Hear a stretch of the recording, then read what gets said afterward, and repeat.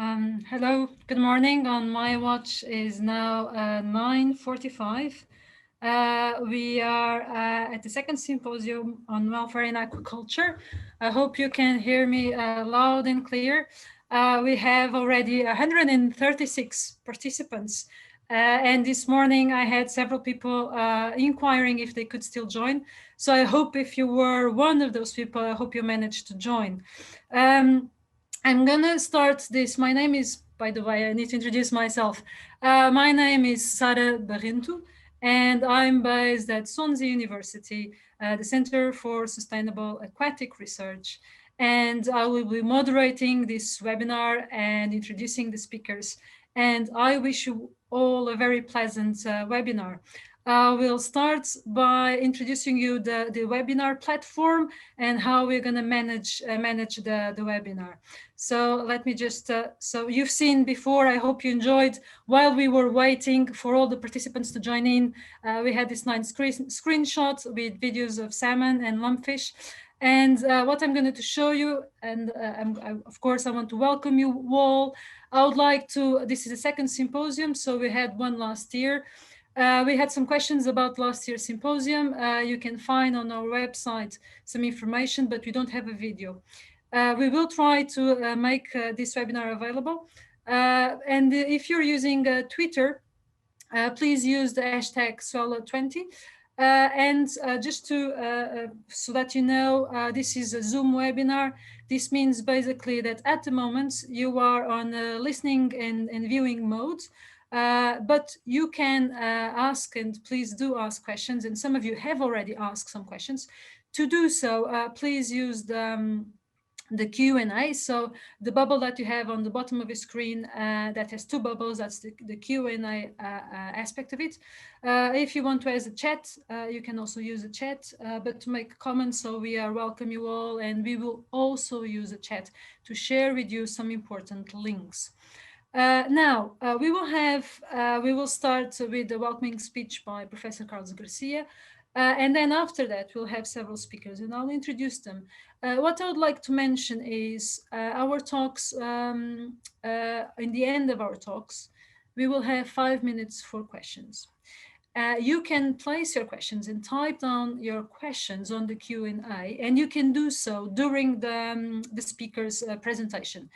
And then, but in the end of it, we will have the questions being asked by Paul House, a colleague, that will ask your questions that have been typed in the Q&A box. If we have too many questions and maybe 5 minutes is not enough, we will try to address those questions by writing them, and then we will have also a report after the webinar. So I would like just to introduce now Professor Carlos Garcia de Leaniz, who will be doing the welcoming to this second symposium on welfare in aquaculture. Professor Carlos Garcia is based here at Swansea University, is the director of the Center for Sustainable Aquatic Research. I will stop sharing my screen now, and Carlos, whenever you're ready, please share your screen and just introduce the symposium. Thank you so much, Sara. I will try to, it says I cannot start video because the host has stopped it. Video, I'm not sure. Let me just make sure that you can, okay, can you, yeah, it seems like you are now able to, yes, I can see it, totally. Thank you. Okay, so thank you so much, Sara. So welcome to the second symposium on welfare in aquaculture. And as Sara mentioned, this is a follow-up of the symposium that we hosted last year. So the first question is, why are we doing it again? Why are we hosting a symposium on welfare in aquaculture? Last year, we had 150 delegates that came to Swansea. This year, this was supposed to have been taken place in Crete. Unfortunately, that's not possible, but more than 300 people have already registered. Now, last year, the output of the first symposium was a white paper that we have prepared on the welfare of farm lumpfish. And this year, we are going to expand it to the welfare of of several species using operational welfare indicators. So why is this important? Well, I can think of 6 reasons why this is important. The first reason is because our feelings about fish welfare are changing. And perhaps few people have done more than to raise awareness about fish welfare than Professor Victoria Braithwaite, who sadly passed away last year. She was due to give the keynote talk on this symposium, and she produced this seminal paper on the fish feel pain, and although she cannot join us today, her legacy endures. So the second reason is because consumers care. They want to make informed decisions. Now, fish welfare has been accused, farmers have been told that this may be the greatest animal welfare scandal of our time. And the fact of the matter is that the vast majority of European citizens demand better welfare on the fish that they buy. So this is something that needs to be taken seriously because consumers are demanding better welfare on the fish that we consume. But of course, consumers are not alone. Producers are also have taken note, of course. And this is an extremely sensitive issue. And this is not a matter of choice anymore. This is a must. It's not possible to produce fish nowadays if welfare standards are not maintained. That's no longer sustainable. And that is the reason why enormous steps have been taken in recent years to improve the welfare of many of the commercially important species. And this is why there are certifications in place. So producers also care because this is an extremely important aspect of production. Now, the fourth reason is because the fish themselves, of course, care as well. And happy fish are healthy fish. And this is, more and more research is clearly demonstrating that the relationship between stress and welfare and well-being. Now, it has also been pointed out that what is good for the fish is also good for us. So the needs of fish and the needs of humans are no longer pulling in opposite directions. They are pulling in the same direction. And this is very important. The fifth reason is because there is over 35,000 species of fish. There are more fish than all the other vertebrates put together, and around 250 species of those 35,000 are actually farmed in some way. But the fact is that none of them have been truly domesticated, and the welfare needs of most of them are hardly known. And that is why when we talk about welfare and when we talk about fish, I think it's important to recognize that one size may not fit all. Now, we need solutions, and that is exactly what operational welfare indicators are supposed to be doing. This is practical guidance for fish farmers to show them how to measure and how to improve the welfare of their animals under their care. And this is what this symposium is going to be about. And we have lined up a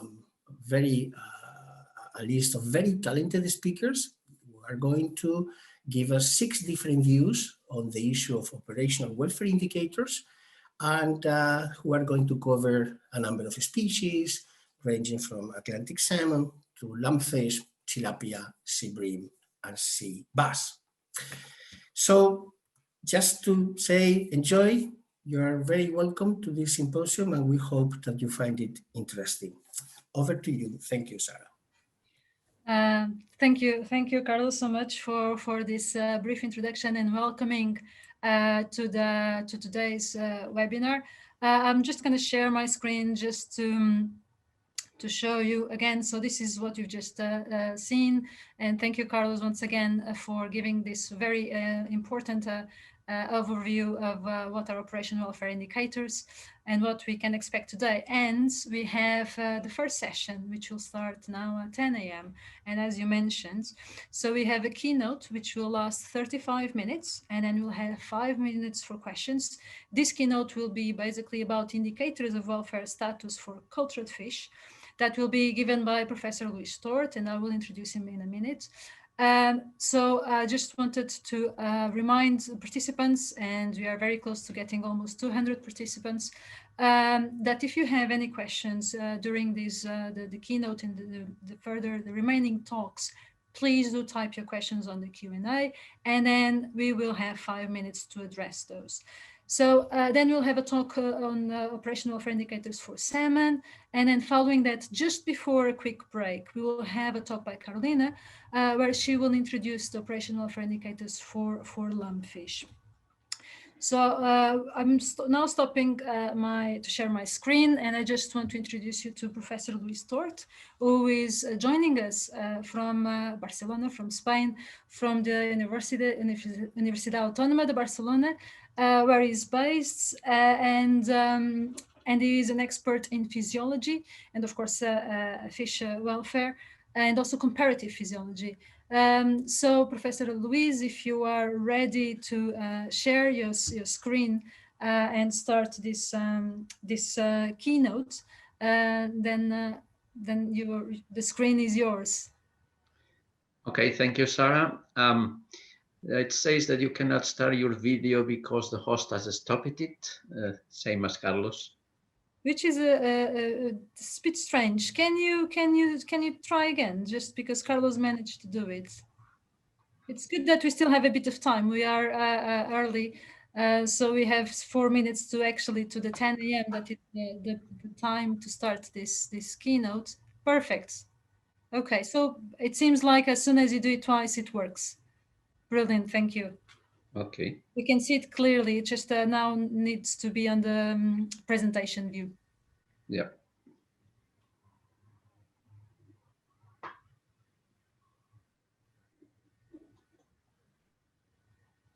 Yes. Okay. Thank you. It's perfect. Right. So thank you very much, Sara, for the presentation, and also Carlos did a very nice overview. And in fact, I will probably insist and expand some of the ideas that have been presented by Carlos. So I am in the University Autónoma of Barcelona, and we are a group, as Sara said, about stress physiology in fish, some comparative physiology, and as you see here at left, we work on the effects of stressors, whether stressors are present, and if there is a pathogen around, then there is a danger, as you see here in the yellow thing, about the disease potential. So then, of course, there would be reduced welfare and problems in the farm.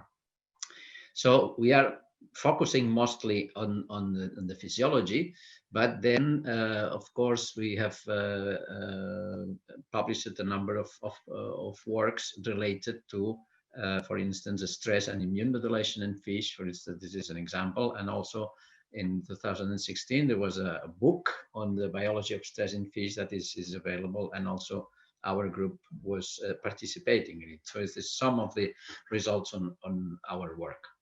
So the outline of my talk, because this is the introduction to this symposium, so my colleagues will focus on different species. I will do some sort of outline in terms of the fish welfare indicators, and also some aspects as well in the fish physiology, fish diversity, etc., which have been mentioned by Carlos. So why fish welfare as well? The need for the fish welfare indicators. So I will do some aspects on biology, the stress, cognition, and pain in fish.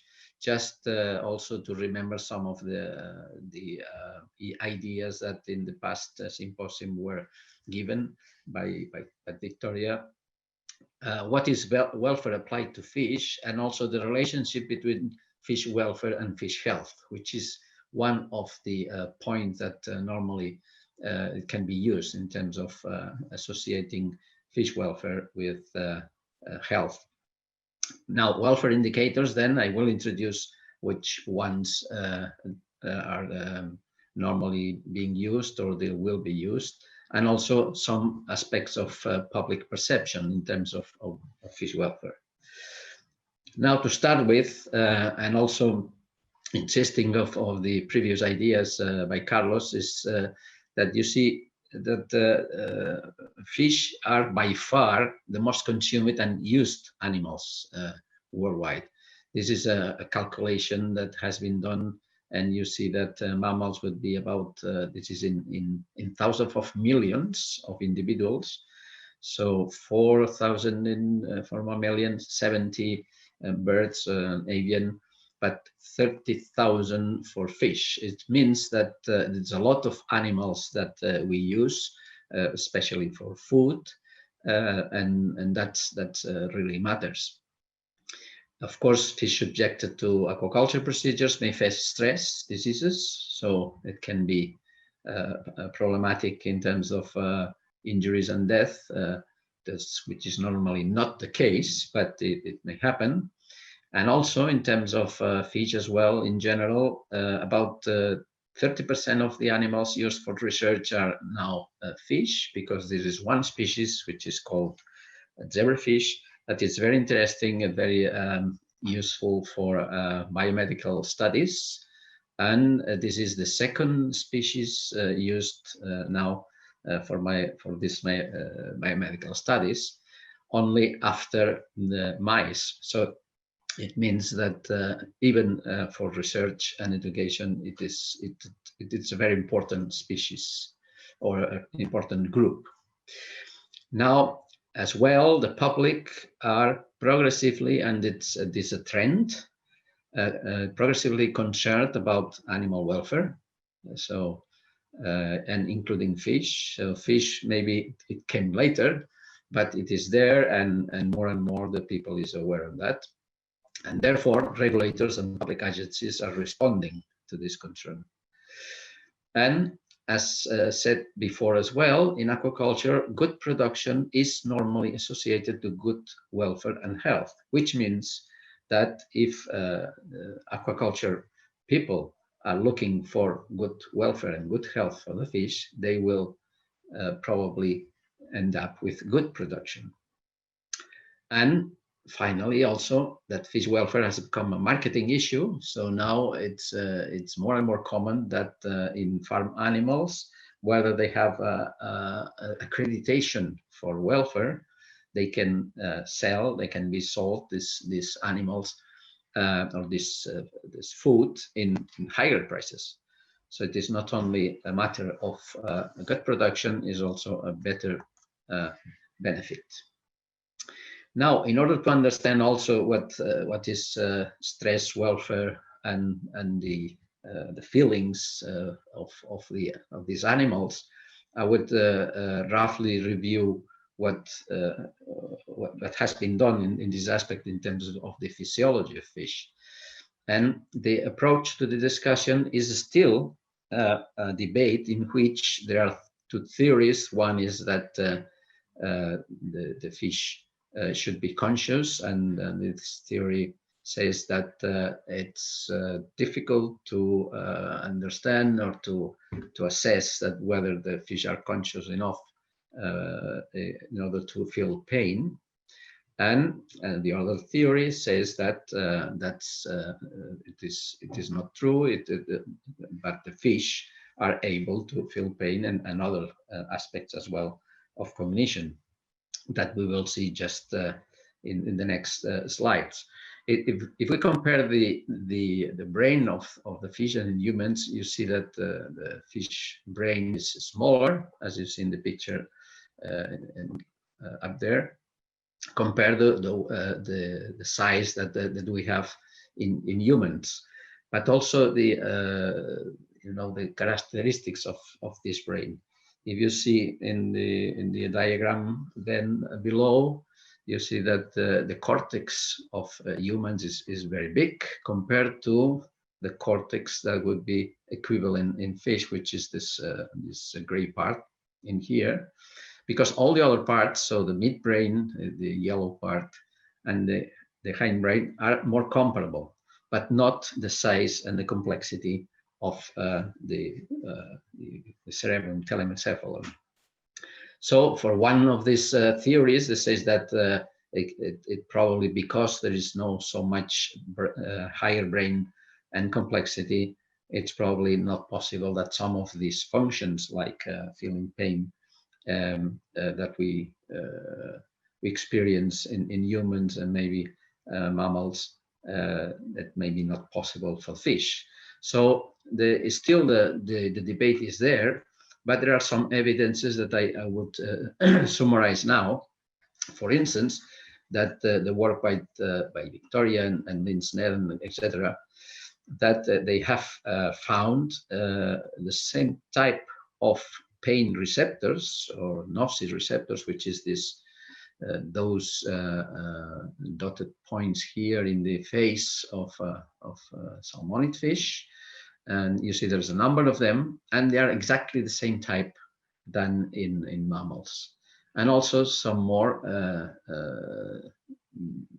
receptors as well along the lateral line system of the fish.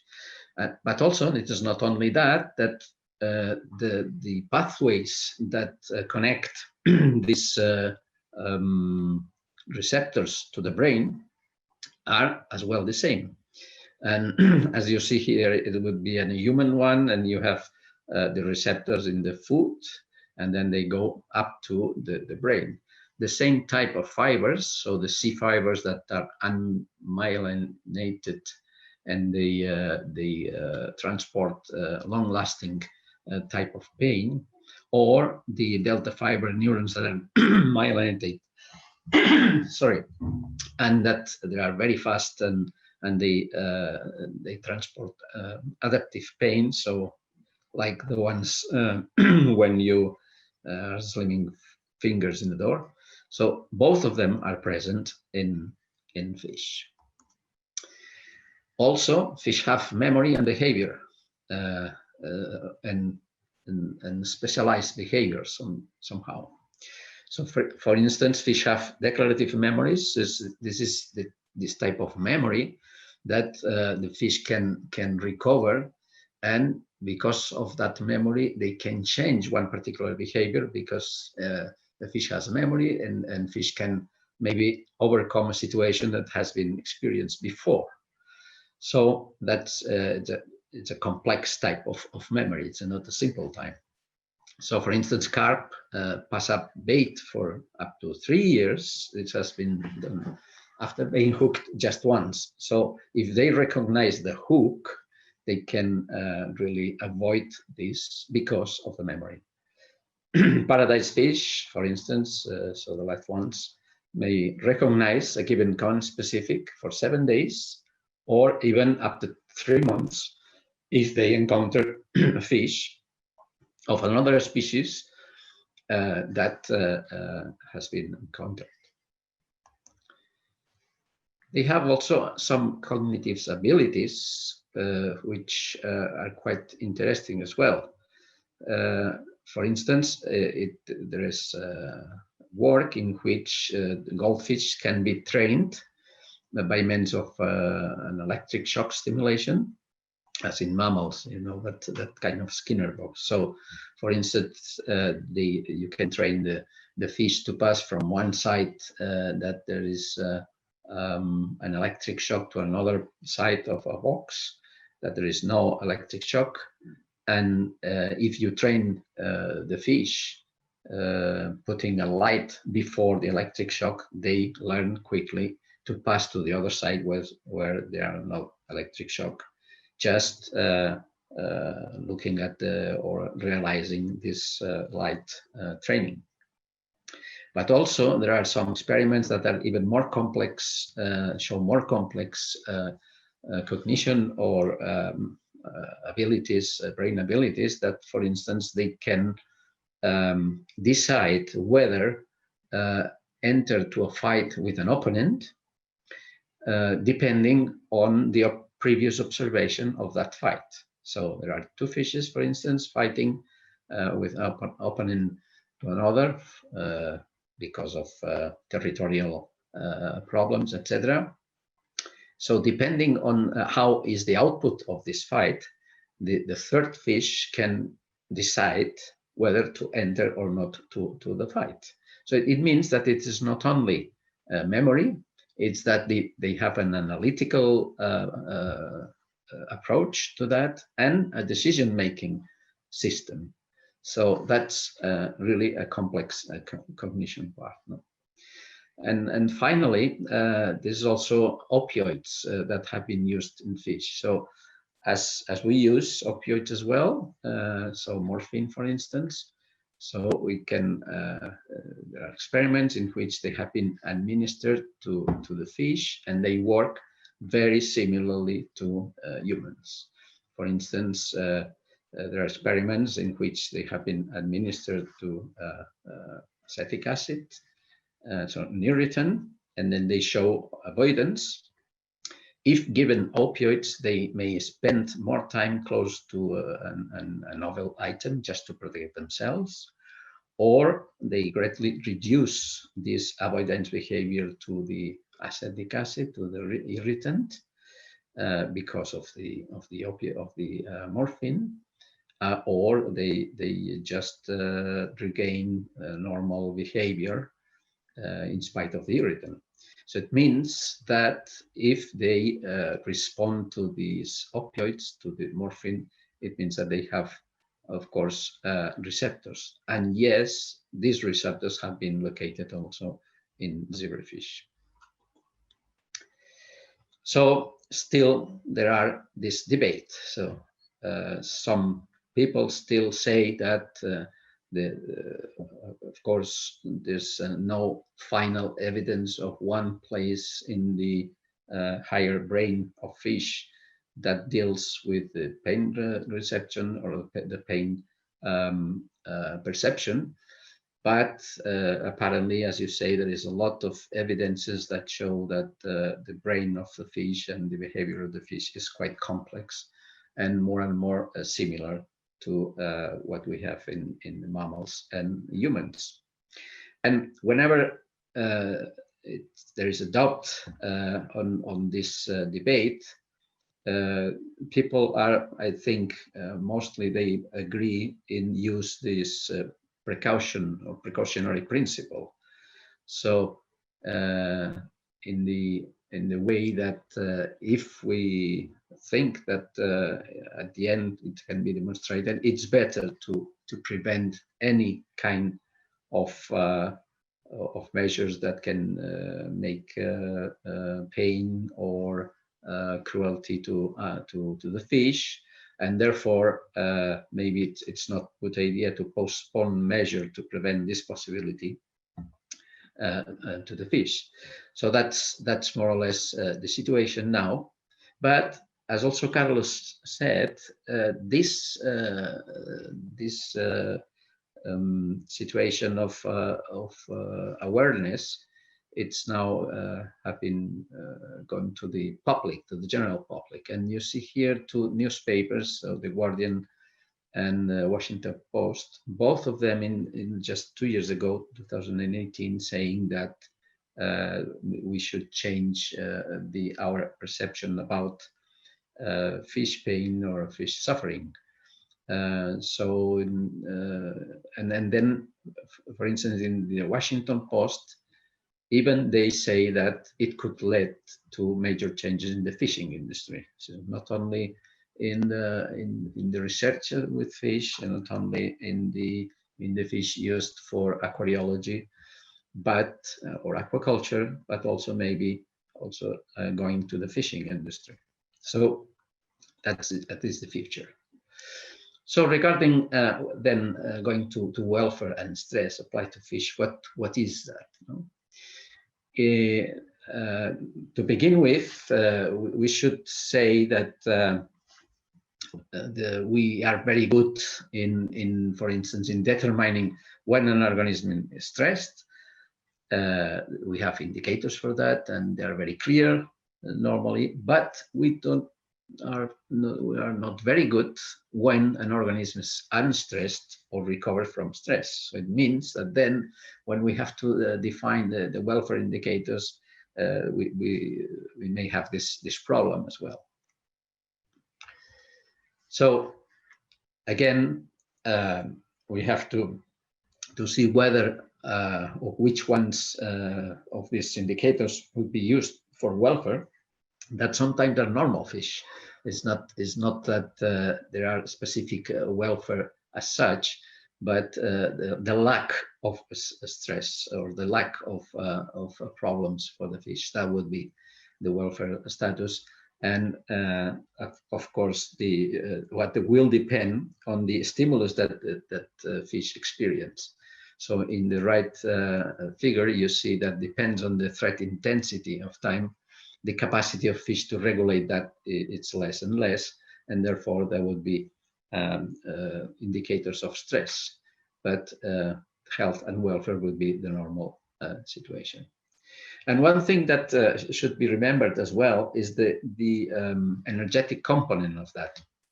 You see in this figure, in the left, you have what happens in a normal fish, in which a number from the total energy expenditure, from the total available energy, that would be this the left part in here. There's a line of the available energy. This can be used as, for instance, for the basic metabolic rate, which means that all the expenditure that has to be used for respiration, for the heart rate, for transport between membranes, for the gills work, etc. So that's always it's needed. Of course, if the fish is feeding okay, there is a cost for the digestion and for secretions in the kidney. And if, of course, the fish is moving, then there's cost of locomotion. And finally, the surplus of energy, so the rest of it, it's used for growth. So that's the part that is interesting in aquaculture. What happens whether the fish is stressed and infected?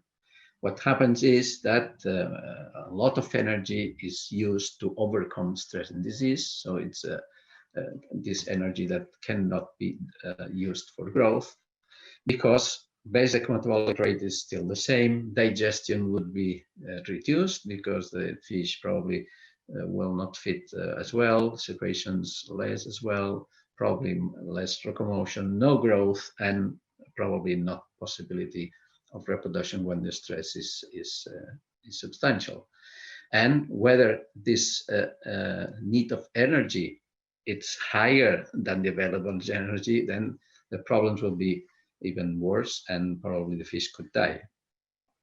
So the energetic balance it's important.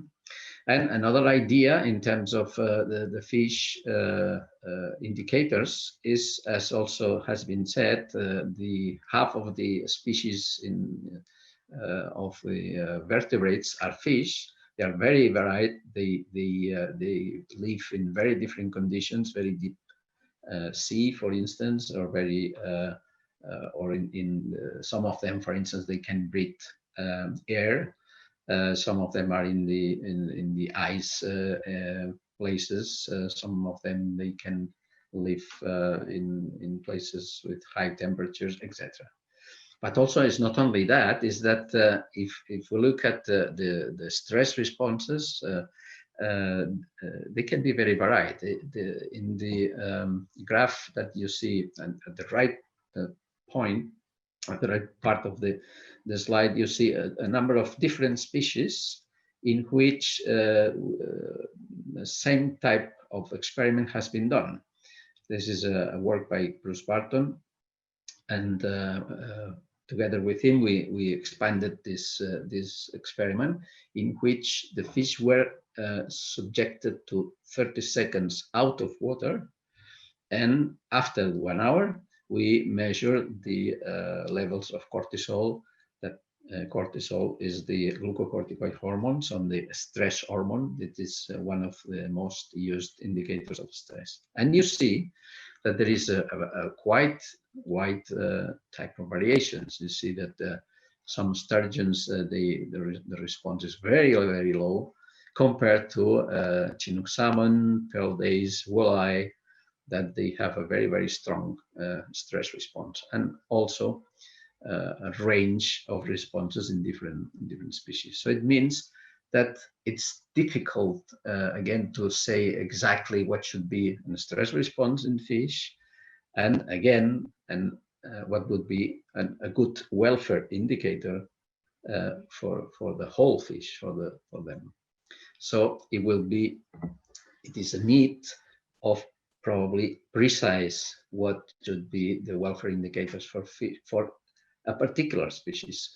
And I think that in terms of mammalians and also birds and avians, they more and more they precise which type of indicators for which type of animals. So then the goals of the fish welfare indicators have to be to prevent problems, to prevent diseases, propagation of diseases, to product high quality fish, healthy, and growth, very high growth, etc. And of course maintain the conditions that can provide these conditions. So also optimize intensivity. So because we have in aquaculture high numbers, we have to provide access to food. We have to allow appropriate behavior. We have to look at the density of the fish, etc. So we want intensivity because of the production goals, but also we have to optimize this intensivity.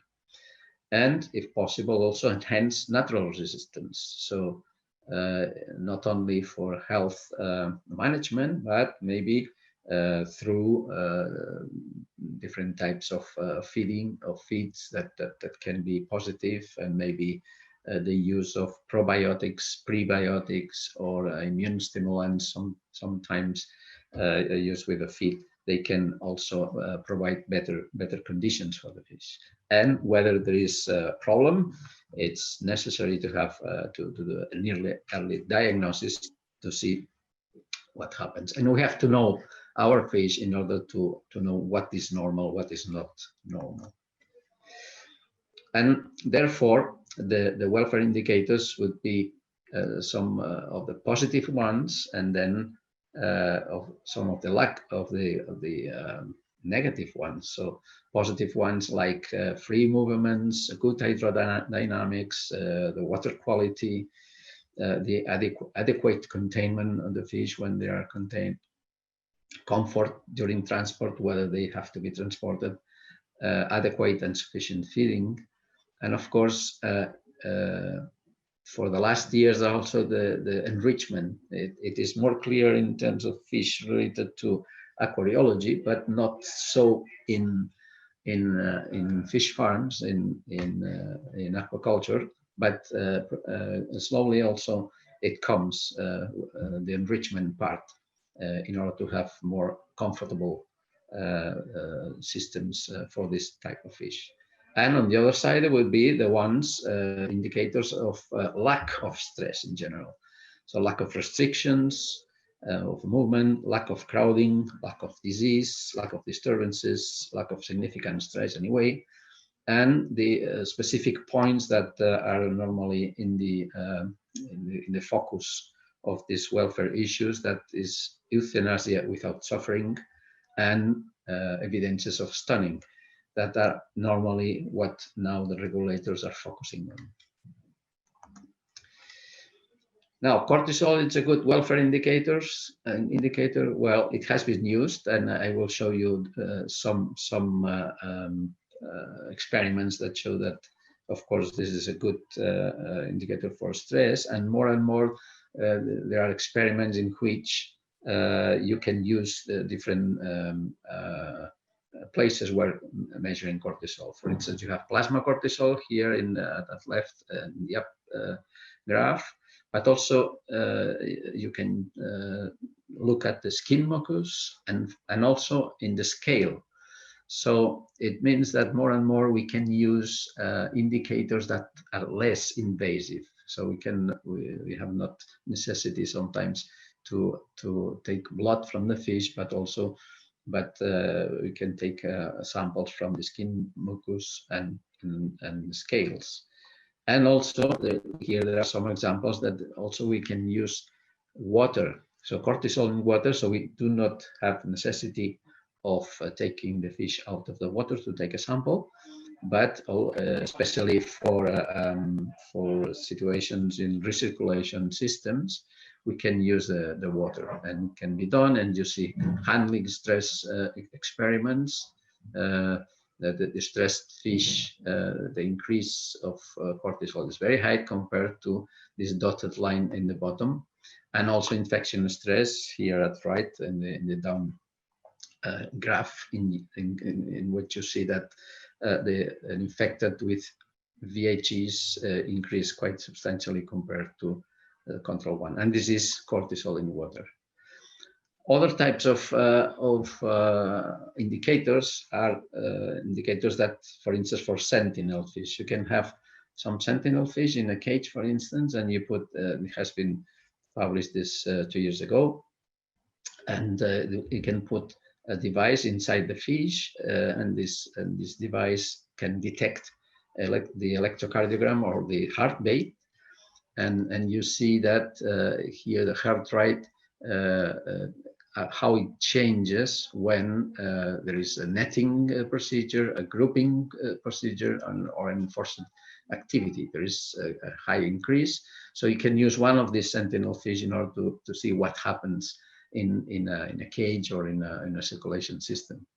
And here downstairs you have, down the bottom, you have the different events during harvest, and you see the normal levels in the gray line compared to the stressed levels by the heart rate during harvest. So other indicators that have been used and that really very much used and considered are, of course, production parameters like stocking density. This is work that are using this parameter as one of the welfare parameters. So whether the main stocking density can be used in order to do a welfare type of score with others, or combined parameters, that is more the trend of the welfare indicators, which combine, for instance, the appearance of the skin, of the fins, etc., and combine it with condition factor, maybe some measurements of plasma glucose, plasma cortisol, locomotor activity, feeding activity, etc. So that type of scores will come. So then now in terms of the indicators for aquaculture, the operational welfare indicators come, and you will see in the next talks how this is applied for different fish. But of course, we need conditions for these operational welfare indicators. So they have to be informative, they have to be robust, easy performant, repeatable, comparable, but also because they have to be used by the industry, they should be cost effective and labor effective, because if not, it will be difficult to implement them in the fish farms. And we have to look at the critical points, for instance, the area of health, of behavior, of husbandry, transport, harvesting, and slaughtering. And you see at right, you have a number of these indicators that can be used, and most of them, they can be monitored by the same people that are working in the fish farms. So some of these are normally recorded because they are production also indicators.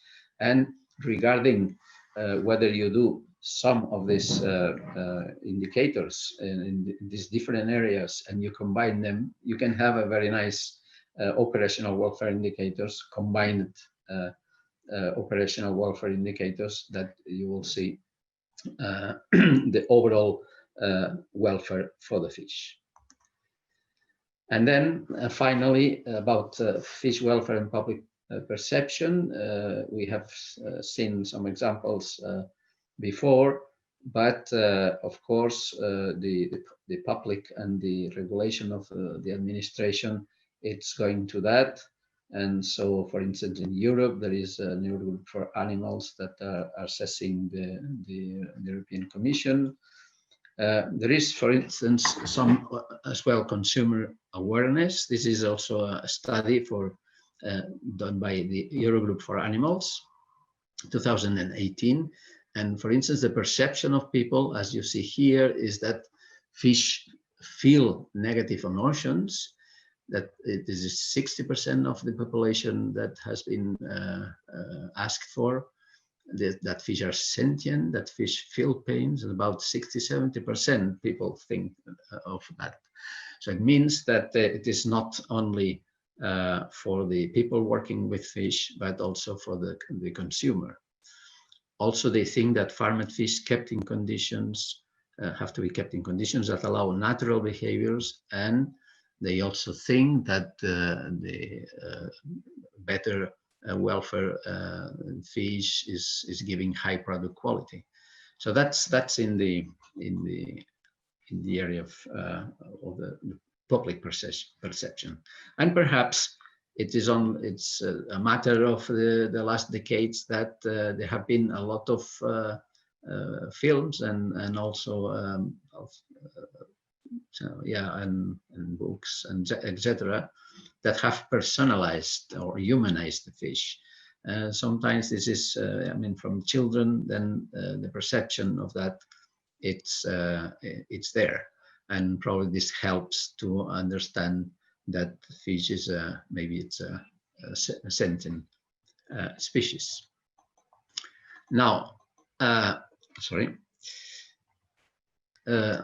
in terms of regulations, the important point is that the slaughtering point, and this is clear that the situations that the fish has to be sacrificed without cruelty, and therefore, of course, there are not very specific specifications for fish, because fish are very varied and depending on the species, etc., and depending on the regulations of each country.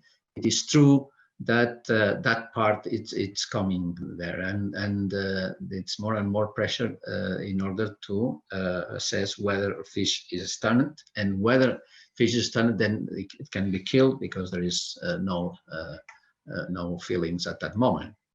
So therefore, that's the one critical point. So finally, this is the some of the ideas and regulations and assessments that have been done for the European Commission and also for the Eurogroup of Animals, and also still there. And this is in European Parliament. That's in 2018 at left, and at right in 2020. So this year, in which a number of questions that are given to the people, the members of the parliament, about fish welfare.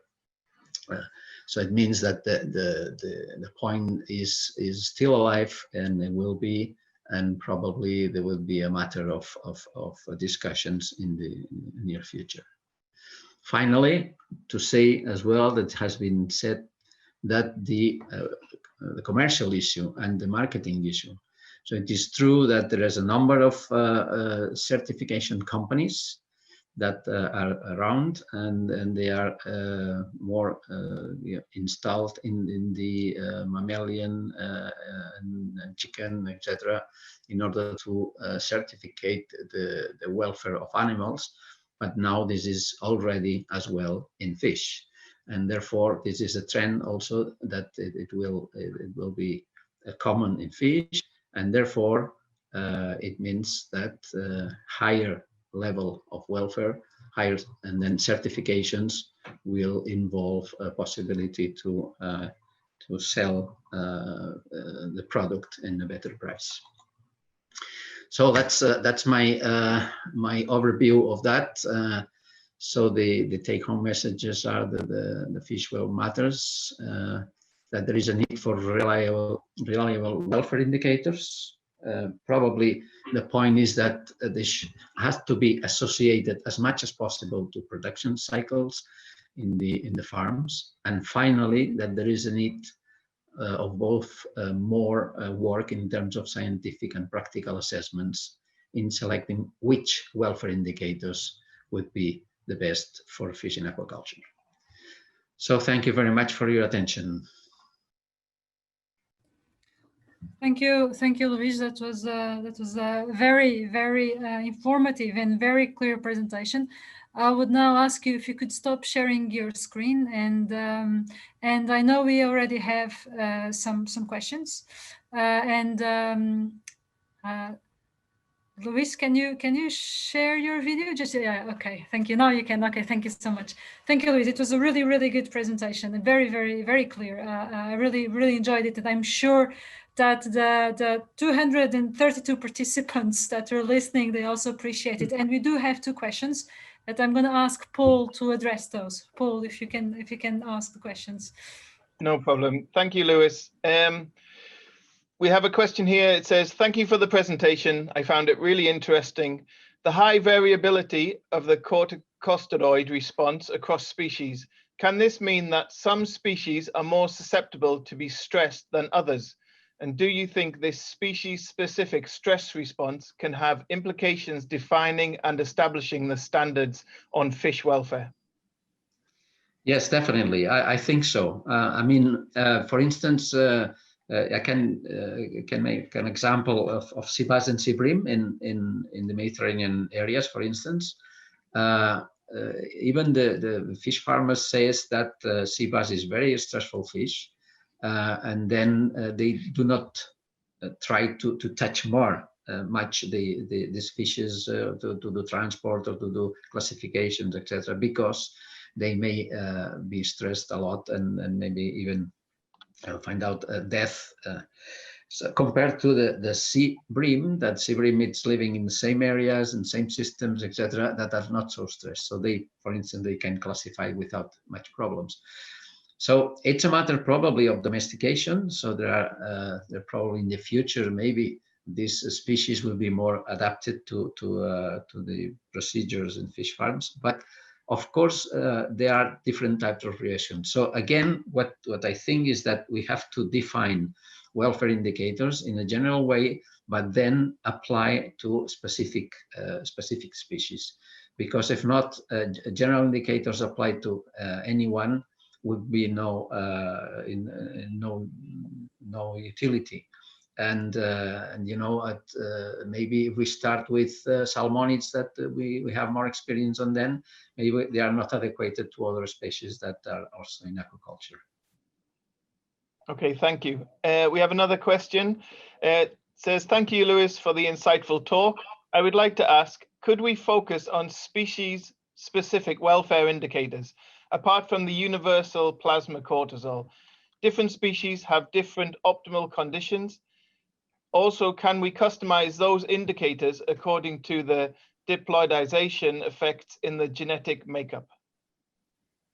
Yeah, it is also the same. I mean, for instance, there have been duplications of genetic material along the evolution fish, and therefore that makes also a difference between different species. So I am in favor also again to specify the operational welfare indicators or the welfare indicators in general for fish. The point is that sometimes some of the indicators, like for instance cortisol, it may be of some use, but at the same time, what I should add in here, it's that sometimes some of those indicators are not so suitable in terms of aquaculture. So then that's why I think this combined indicators related to the production cycles may be also very useful. For instance, we know that if the fish is stressed, the cortisol will be very high, but probably we can check and we can determine some behavioral aspects that with a camera or with some type of device observation we can use without touching the fish or without analyzing something that it's more complicated. So we have also to bear in mind that these operational indicators have to be practical, and that may be difficult or different than in labs or in other circumstances. Okay, thank you. I think we might have time for one brief question. Intensive aquaculture is still less than a century old, and domesticated stocks do not have the same history as terrestrial stocks. What are the main characteristics that a long-term breeding program would target to maximize welfare and minimize stress in farm situations? Well, that's a trend. I mean, it's true that the domestication has taken, of course, a number of years, a high number of years, and we have a very different situation between, cows or chicken compared to fish, and some of these fish is just some decades that have been domesticated.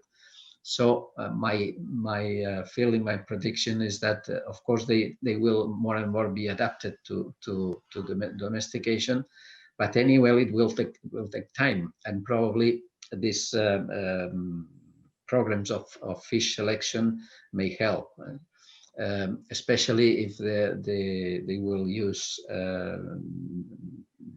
genetic techniques, new genetic techniques, because they will speed up that. So that's one trend. But also the other trend is maybe looking at some species that are more adaptable to, for instance, high density, lower water oxygen, etc. That could be more suitable for aquaculture. Okay, excellent. Thank you.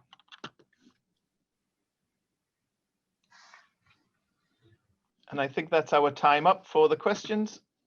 So I'll pass back to Sara. Thank you very much, Lluis. Thank you to you.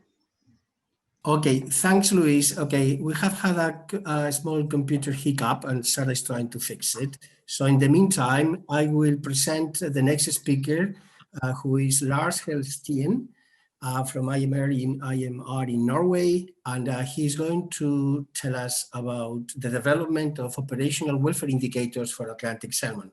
So Lars, the stage is yours. Thank you so much.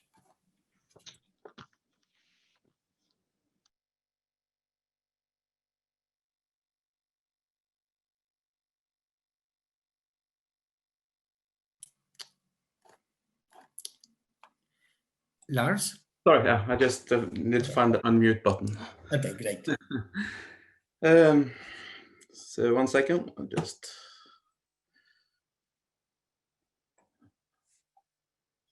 need to get started here. Okay, done ready. Okay. Lars, would you be able to show your video as well, please? We've had people have asked within the chat if that's possible for the speakers to share their video as well. Yeah, 2 seconds. I just have to.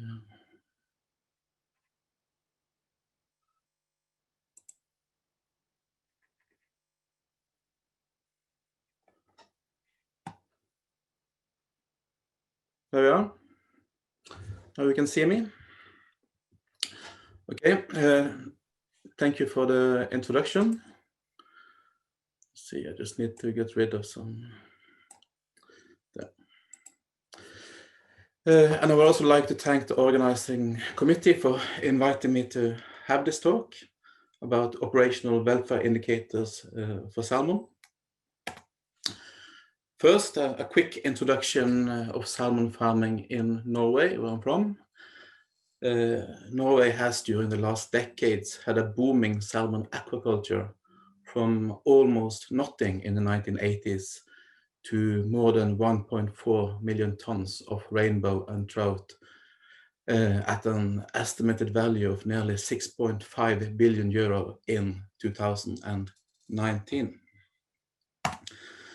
In short, the industry is still based on first hatching and growing juveniles in freshwater tanks on land.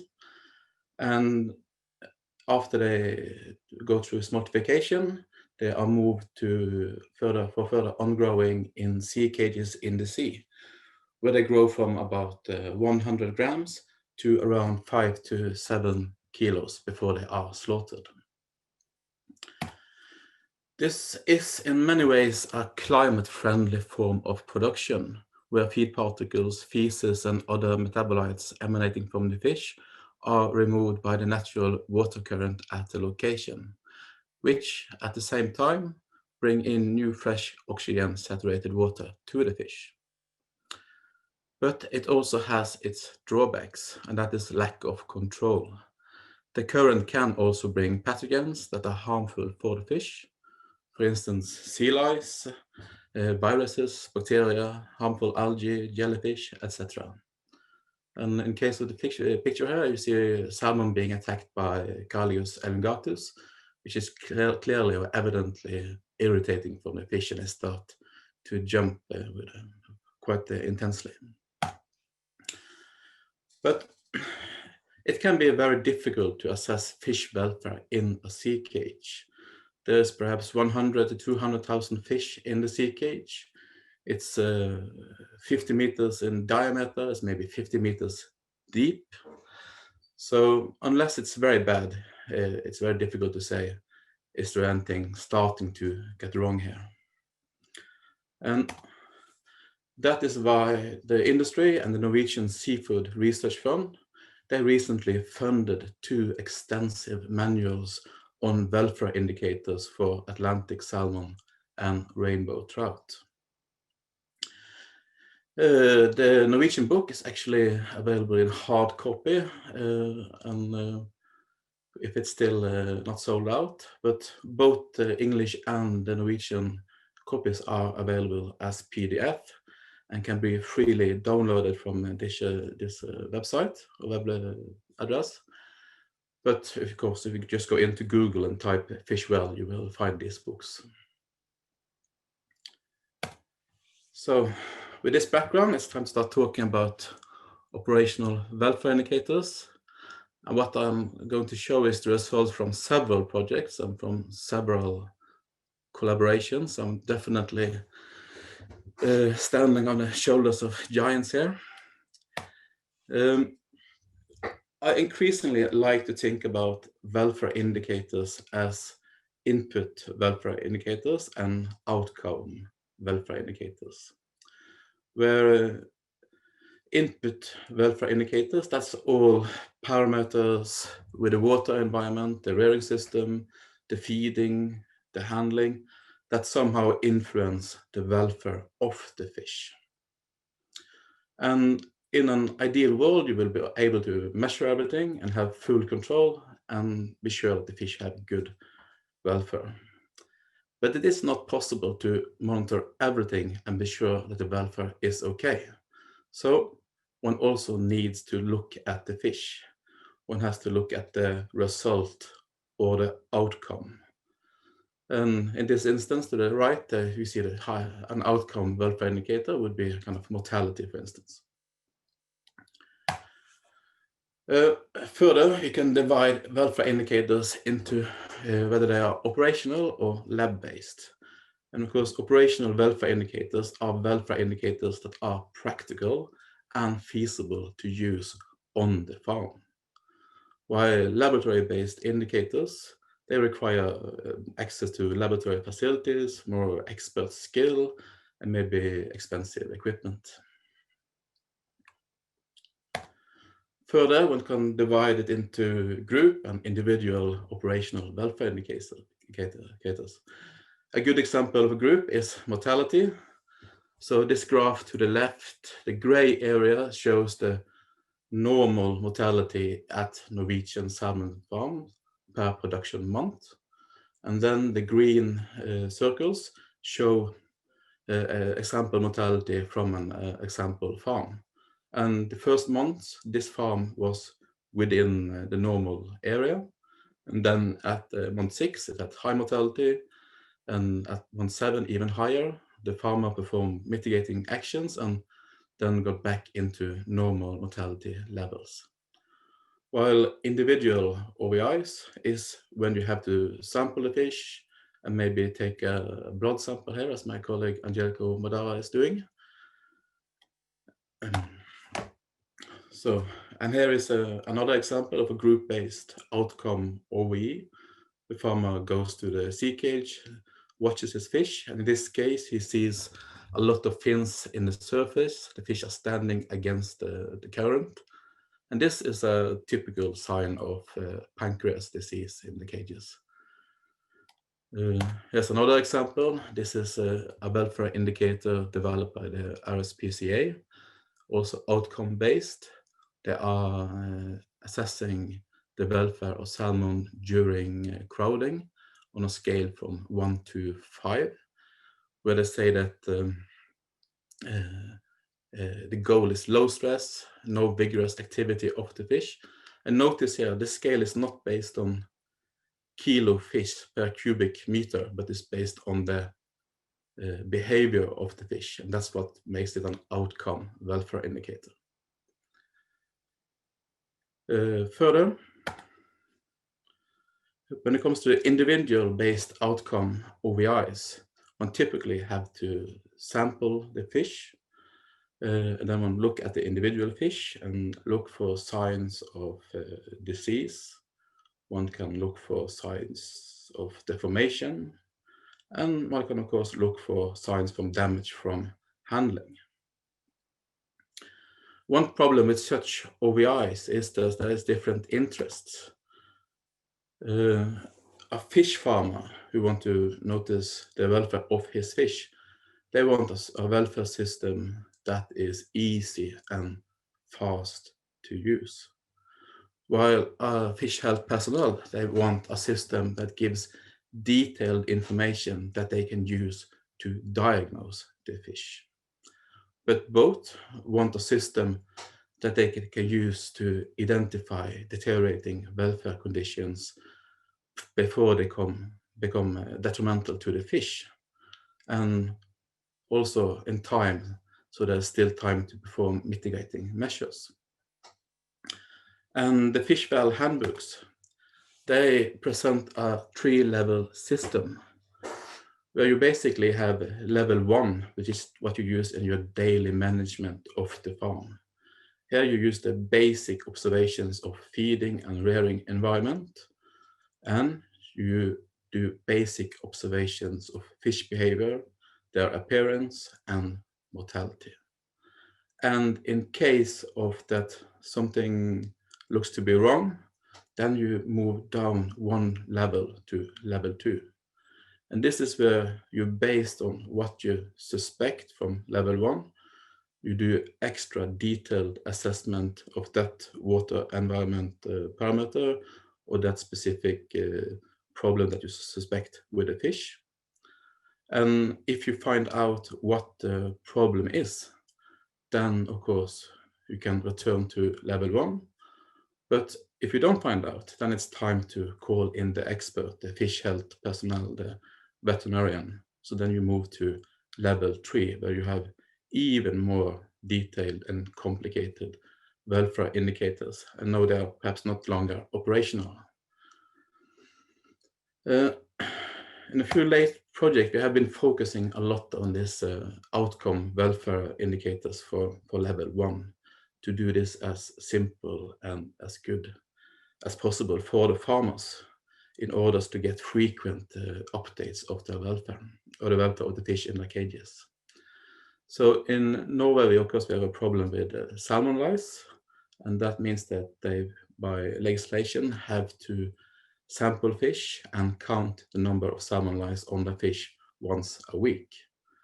And once they have the fish up of the water, inspecting them for lice, they can also assess the welfare state of the fish, looking through the state of the body, the state of the gills, the state of the skin, the state of the fins, and the state of the eyes, and possibly also note a comment is if there's something special with them. An important point here that says this is level 1. All the welfare indicators must be very fast and quick to do. So even though there are several different OVIs to record, they all have the same levels. They don't have to remember a huge number of different OVIs and their levels. They all are identical. And that is, they go from 0, which is no or very minor damage or defect. 1 is minor damage. 2 is that they have a clear damage. And 3 is extreme. So the example to the right is skin hemorrhage.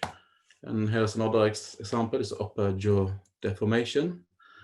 And as I said, same scale for all the OVIs at this level 1. And in some case, for some of the OVIs, of course, level 3 is also a reason for culling the fish.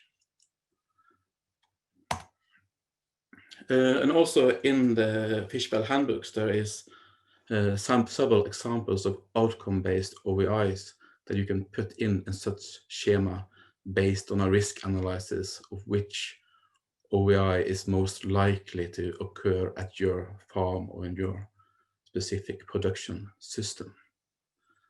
So it's nice to just repeat that the system is that in level 1, the farmer can measure the temperature is an important welfare indicator for salmon. The oxygen in water is another one.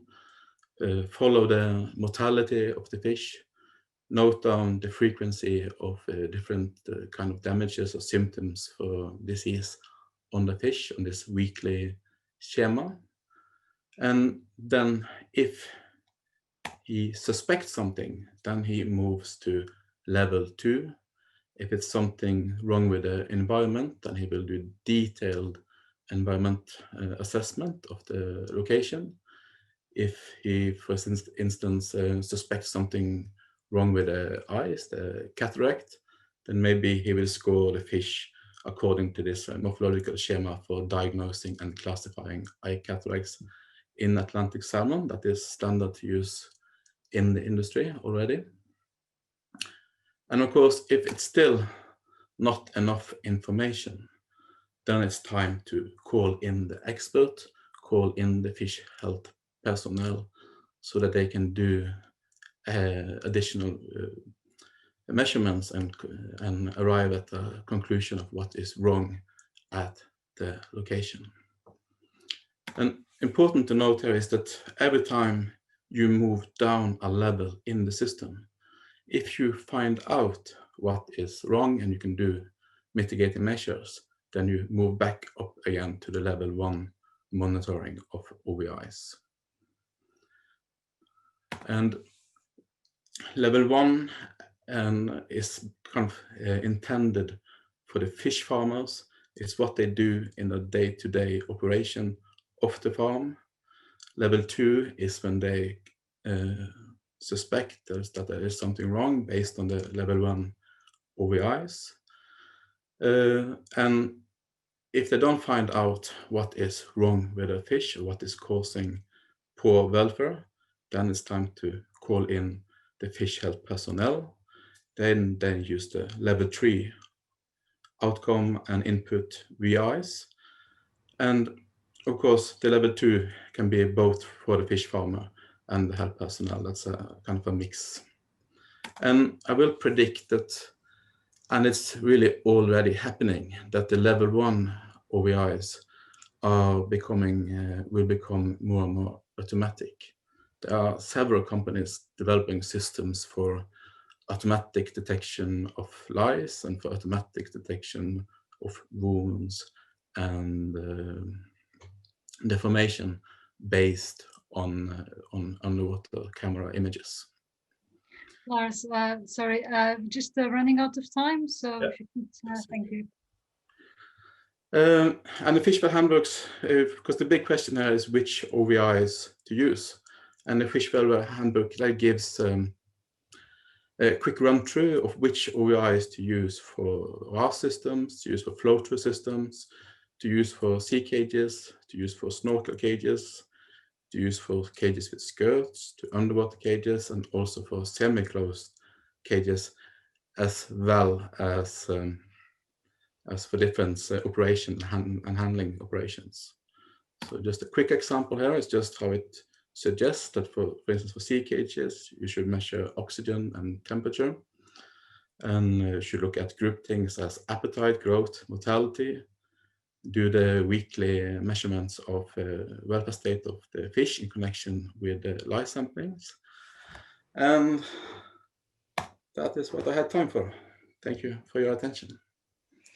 Thank you, Lars. Thank you so much. We've run a bit out of time. Thank you for your presentation. It was very insightful into salmon and operational welfare indicators. If you don't mind, I would ask you to stop sharing your screen. And because we're running out of time and we don't have any questions from participants, I would then introduce our next speaker, although we just have a question here. I will just, if you don't mind, there is a question there. If you could answer it written, we will just go for the next speaker so that we don't run on time. So if you type in the answer to that question, everyone will be able to see it. And everyone will be able to see that answer to that question, specifically to you, Lars. So with no further ado, I will now introduce our next speaker. Carolina. Carolina is a fish vet and she's working here at Swansea University. She's in her last year of her PhD and she will be introducing our patient welfare indicators for lumpfish. So Carolina, if you can start sharing your screen and give us your, I'm pretty sure, exciting presentation. Thank you. Thank you, Sara, for the introduction, and thanks everyone for joining. Today, I'm going to talk about operational welfare indicators for lumpfish. Okay. So, as many as you already know, lumpfish are used as cleaner fish, and they are deployed into commercial salmon cages to control the sea lice, which they eat from the skin of the salmon. But the welfare of the lumpfish is often challenged for different reasons. Sometimes it's a poor husbandry or disease outbreaks, but that affects and impacts negatively their health and also their ability to lose the salmon. Recently, the Norwegian Food Safety Authority has warned salmon farmers that if they might stop using the cleaner fish if the standards in welfare are not met. And although some great authors have put some operational welfare indicators together for lumpfish, there's still not an agreed welfare standard for lumpfish, and this has been flagged as a priority. So here I'm going to present the recent published results of our work, and that we have been working on the development and the validation of an index that can be used for scoring the lumpfish welfare in the farm environment. So as Lars mentioned already, there's many operational welfare indicators for many different species. And for lumpfish, some of them have put out of the table. So for example, we've got the environmental ones, which can be temperature, oxygen, CO2, ammonia levels that can be measured in the water. But we also have the laboratory-based ones, which can be, for example, any blood parameters as plasma cortisol, glucose, or lactate. Then we've got the group-based that could be behavioral, how is the appetite of the fish, how are they swimming, how are their mortality or growth rates. But I think the ones that we will focus today will be the individual-based operational welfare indicators, such as physical damage that could be measured in the fins, in the gills, also the body condition or how is the shape of the fish. And recently, liver color has been highlighted as a welfare indicator for lumpfish related to health as well. So this is the paper that I'm going to talk about today here in the left, but what I'll do is I'll put the link in the chat so you can check it and have a look if you wish. To develop this operational welfare score index, we first of all selected identified and selected potential welfare indicators that could be suitable to be measured in lumpfish. And between some, we chose to measure the external body damage, fin damage, eye condition, eye darkening, and suction disc deformities.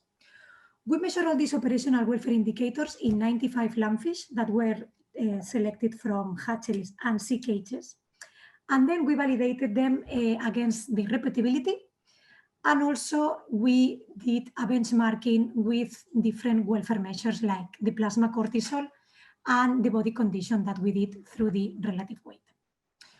Once the operational welfare indicators were validated, we had to refine them. As Lars and others have said already, they need to be practical for the farmers to use. So we cannot ask them to do difficult stuff or pay a lot of attention to measure things. So in this case, we refined and simplified the operational welfare indicators into an index because there were more than one correlated traits.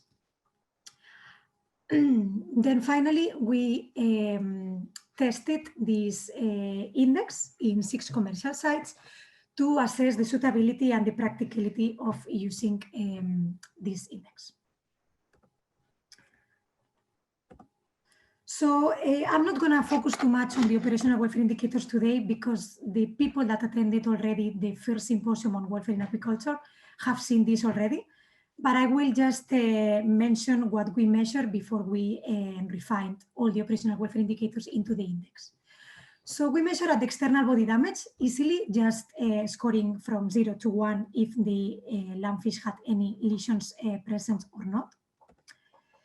We also scored the fin damage. We looked at the dorsal, at the caudal, at the anal, pectoral, and the ventral section of the pectoral fins, and we scored them based on the tissue area affected. We look at the eye condition as well, and for that we measure the eye damage, exophthalmia and cataracts, all these 3 conditions, depending if they were present or absent, or if they were affecting 1 or 2 eyes. We also look at the eye darkening, and for that we had to draw the sclera of the eye, and we divided this circle into 8 equal areas. So we could actually measure the darkened area in each octant and then sum an average for both eyes for each fish. And based on that, we ended up having this score from 0 to 4, depending on the extension of the darkened area. And the last one, we looked at suction disc deformities, which we found quite important to be measured in lumpfish. And for that, we look at 5 different parameters. We look at the symmetry of the suction cup, the indentation, the depression of the suction cup if it was not flat, how the papillae were developed, or the muscular pads that allow actually the suction to the surfaces. And we also looked at the ventral section of the pectoral fin, which sometimes it's curved and deformed and actually doesn't allow the suction cup to be exposed. So based on these 5 parameters, we score the suction cup or sucker deformities from 0 to 4. All right. So to validate these operational welfare indicators that we chose, we used 2 different criteria.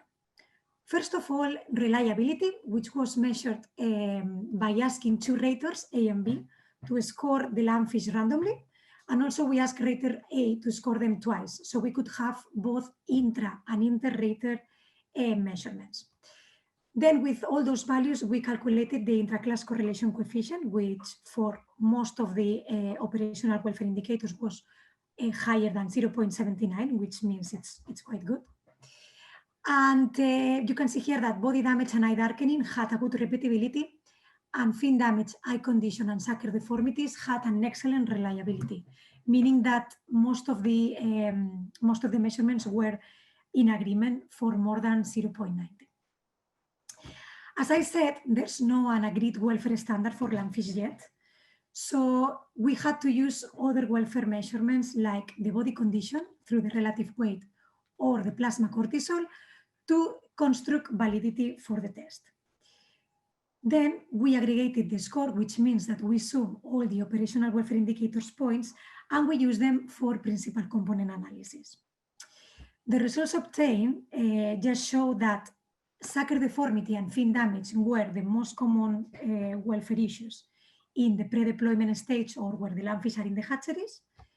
And we found that eye condition and external body damage were the most common parameters affected at post-deployment on when the lumpfish are in the sea cages. As I said, this index had to be practical for the industry to be used. So we had to refine all the 5 parameters that I just explained into this index. For example, we had to remove eye darkening because it was proven not to be a practical measure to use in a farm environment. But for example, for the fin damage, we decided only to use the caudal fin. This is based on, for example, because it was the fin that was the most affected and also the most variable. But because we saw that once one fin is damaged in the fish, there are other fins that are also damaged. So we found that measuring the caudal fin was more than enough. What we did here was to, as you have seen, all the welfare indicators that we measured were in different scores. And we had to put a scale from 0 to 3 to secure an equal weighting for all the indicators that we measured in the index. So once we've got this index and we measure, we obtain that the landfish could be classified into different 3 welfare classes. Class A, or fish with good welfare, means all those landfish that were scored with a lousy less than 3 points. Then we've got Class B, or moderately compromised welfare, for those landfish that had between 3 and 5 points. And then we had Class C for the severely compromised welfare for the landfish that had more than 5 points. Right. So the application of the low C is where we tested this index. And once it was refined, we tested in 245 landfish across 6 commercial sites. As you can see here, 71% of the landfish were classified as Class A or good welfare, 27% were classified as Class B or moderately compromised welfare, and 2% were classified as Class C or undoubtedly poor welfare. But there were differences between the sites that we sampled. For instance, you can look at farm 1 and see that this farm contained the landfish that had the worst welfare scores. Actually, in this case, up to 57% were classified as a Class B and up to 11% were classified as Class C.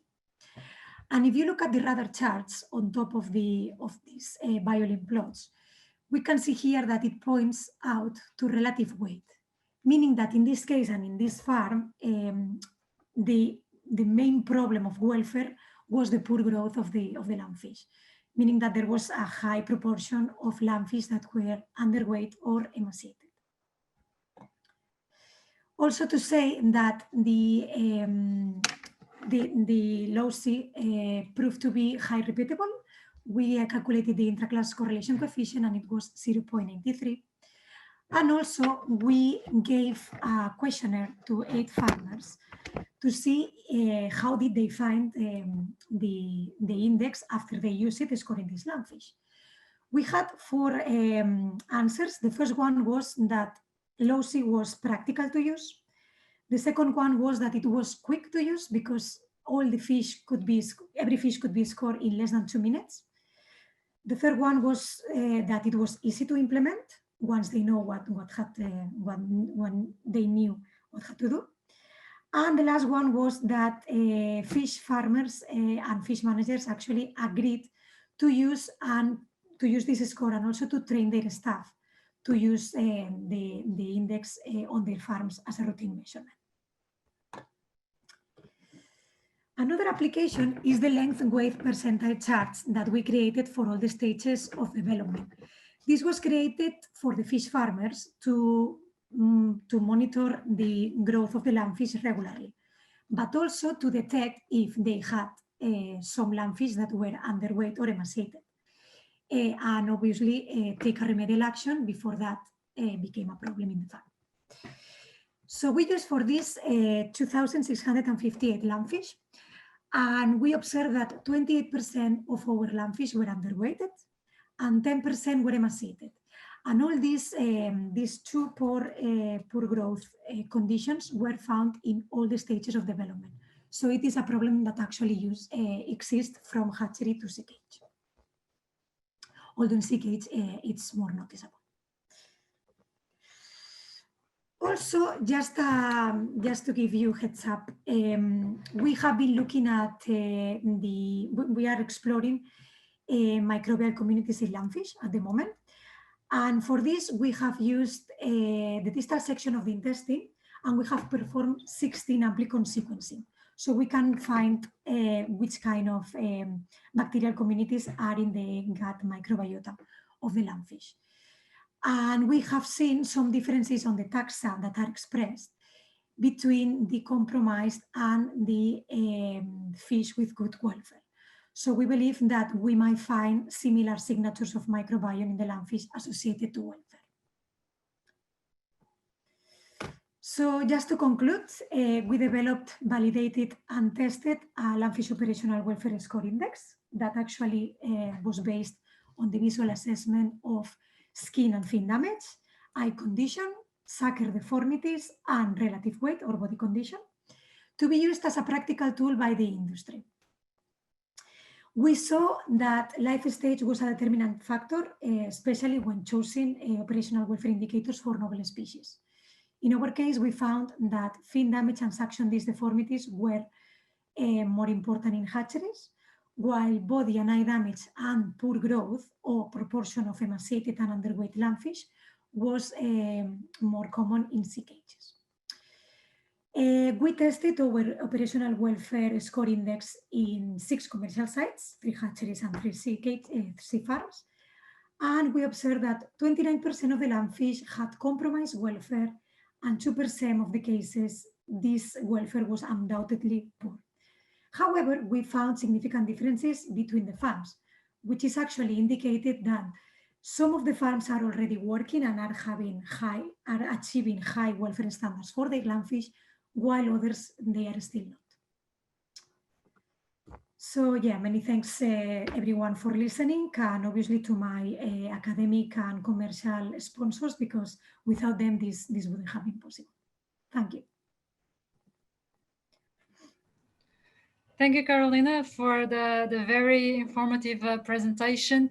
I also wanted to add, if you would like to have access to Carolina's paper, we have shared the link on the chat box, so you can have access to it.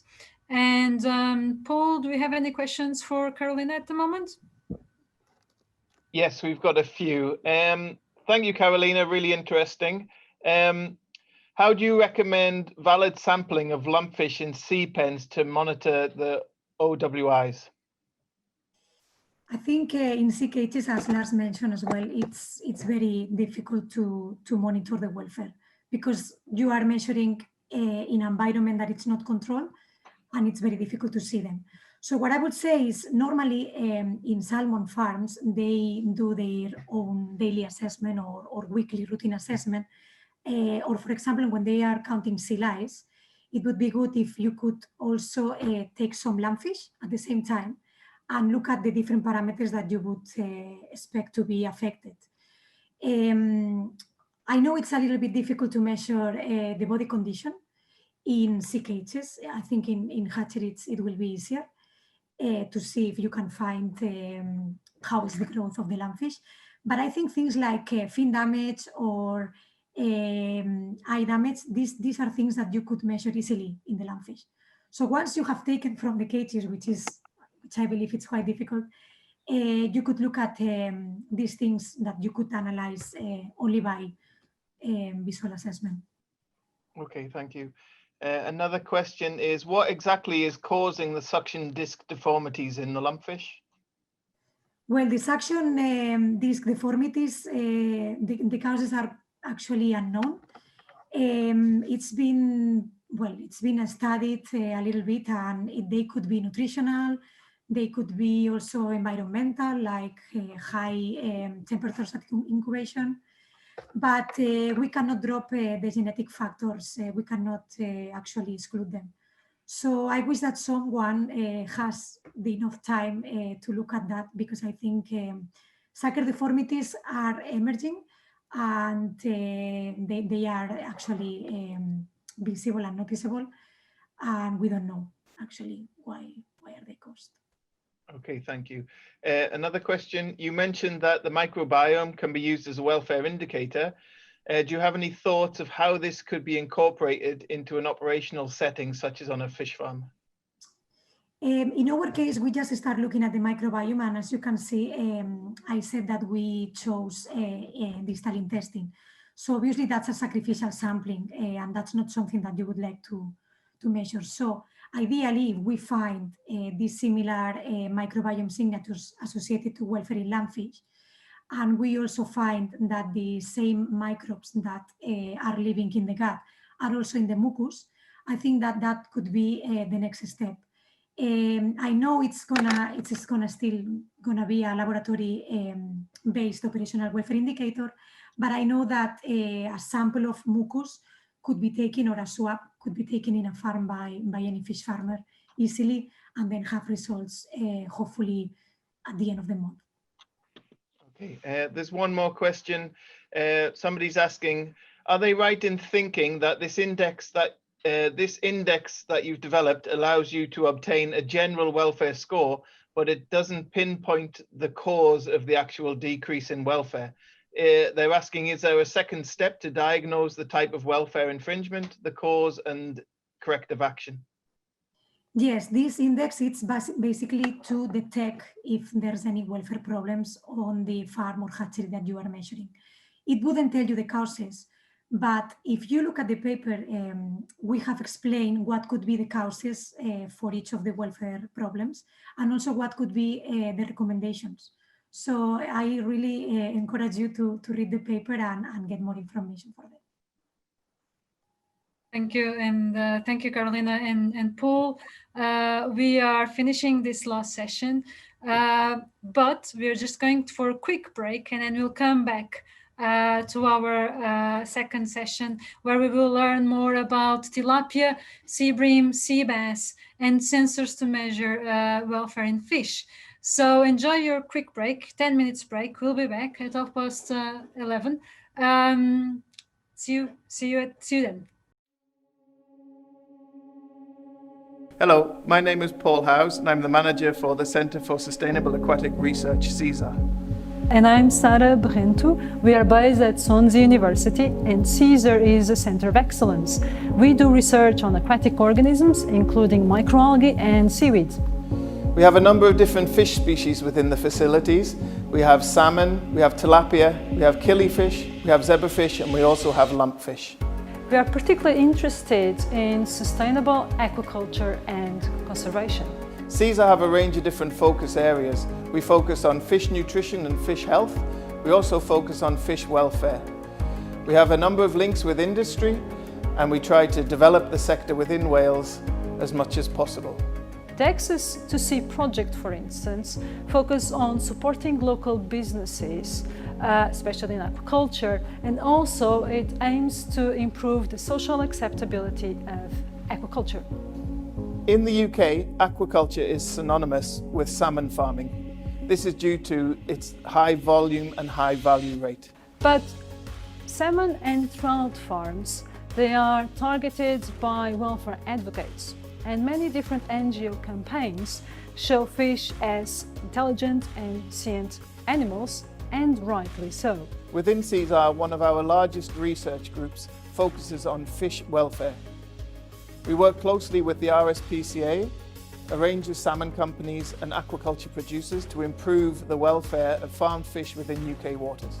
But the best person to show us and talk about fish welfare is without doubt Carolina.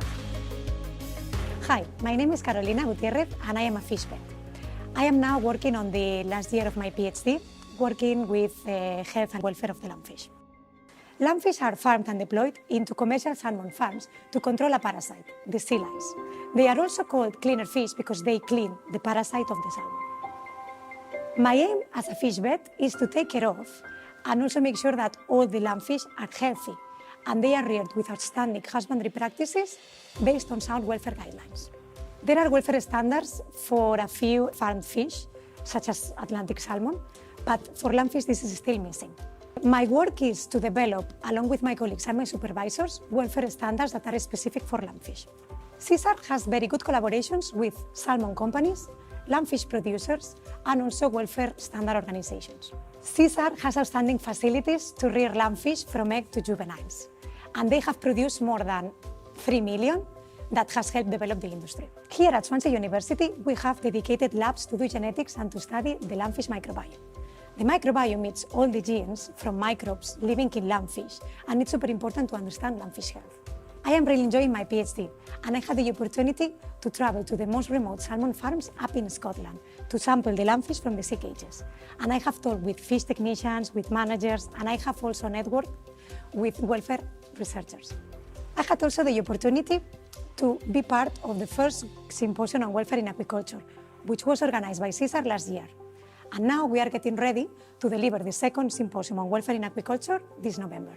I am looking forward to seeing my work and the welfare standards implemented in the farms.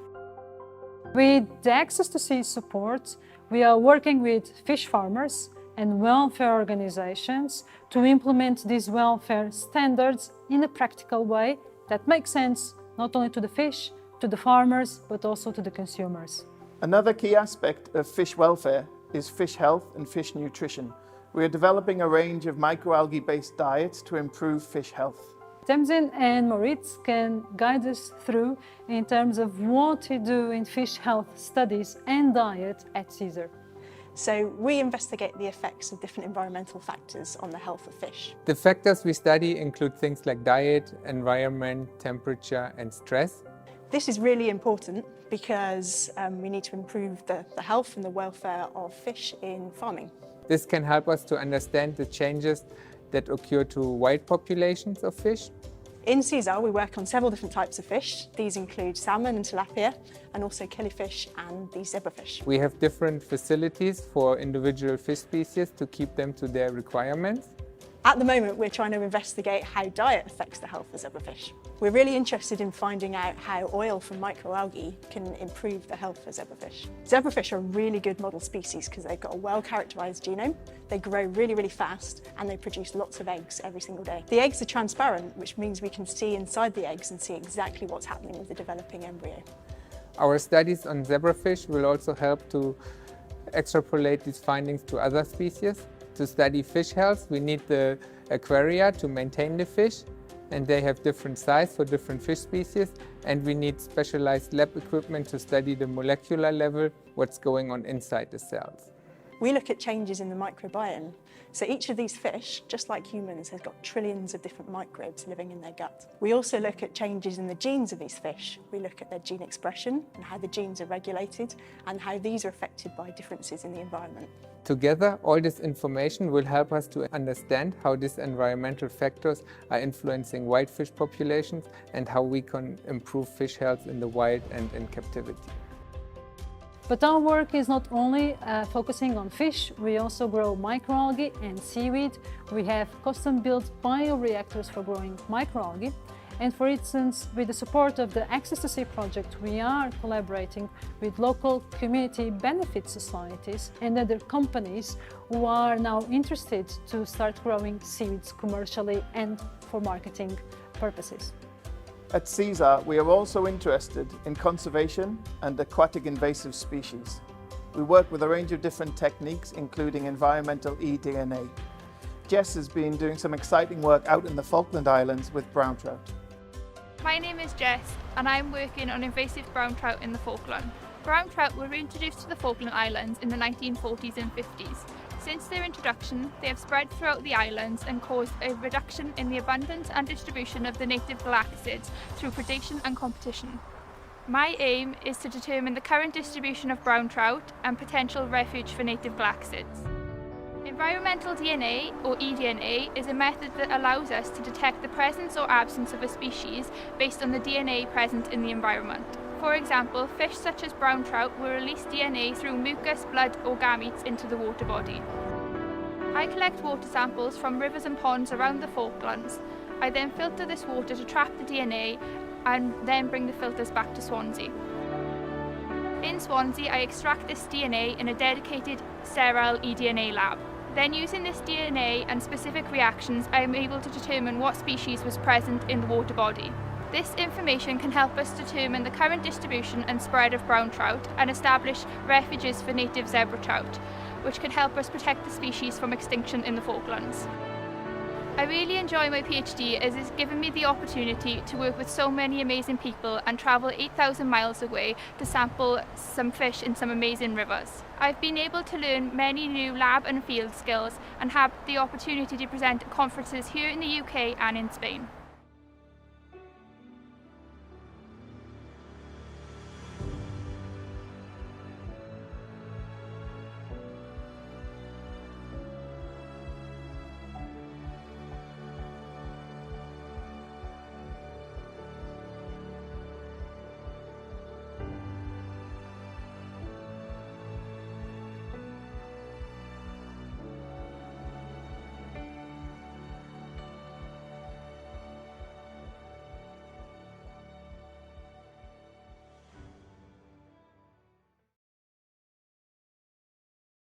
My watch, it's 11:30, so welcome back. I hope you had a nice 10-minute break. We are now starting our second session for today and last session. We'll have 3 speakers in this session. We will begin with Dr. Sonia Rey-Planellas, who's coming from Stirling University, talking about the operational welfare in tilapia. Then we'll have Professor Michalis Pavlidis talking on operational welfare indicators for sea bream and sea bass. And finally, we'll have Dr. Sofia Teixeira talking about the innovative sensors for measuring welfare in aquaculture. I would like to introduce Dr. Sonia Rey-Planellas. She's joining us from Scotland, from Stirling University, where she teaches animal welfare. Sonia, if you want to start sharing your screen, the screen is yours. Yeah. Thank you. I'm trying to also share my camera, but I don't know if, can you see me? I can see you. I can see you. Yes. What we can't see is your. Yeah, I can see you. Okay. So you. Okay. Okay. I'm trying to share the screen. Okay.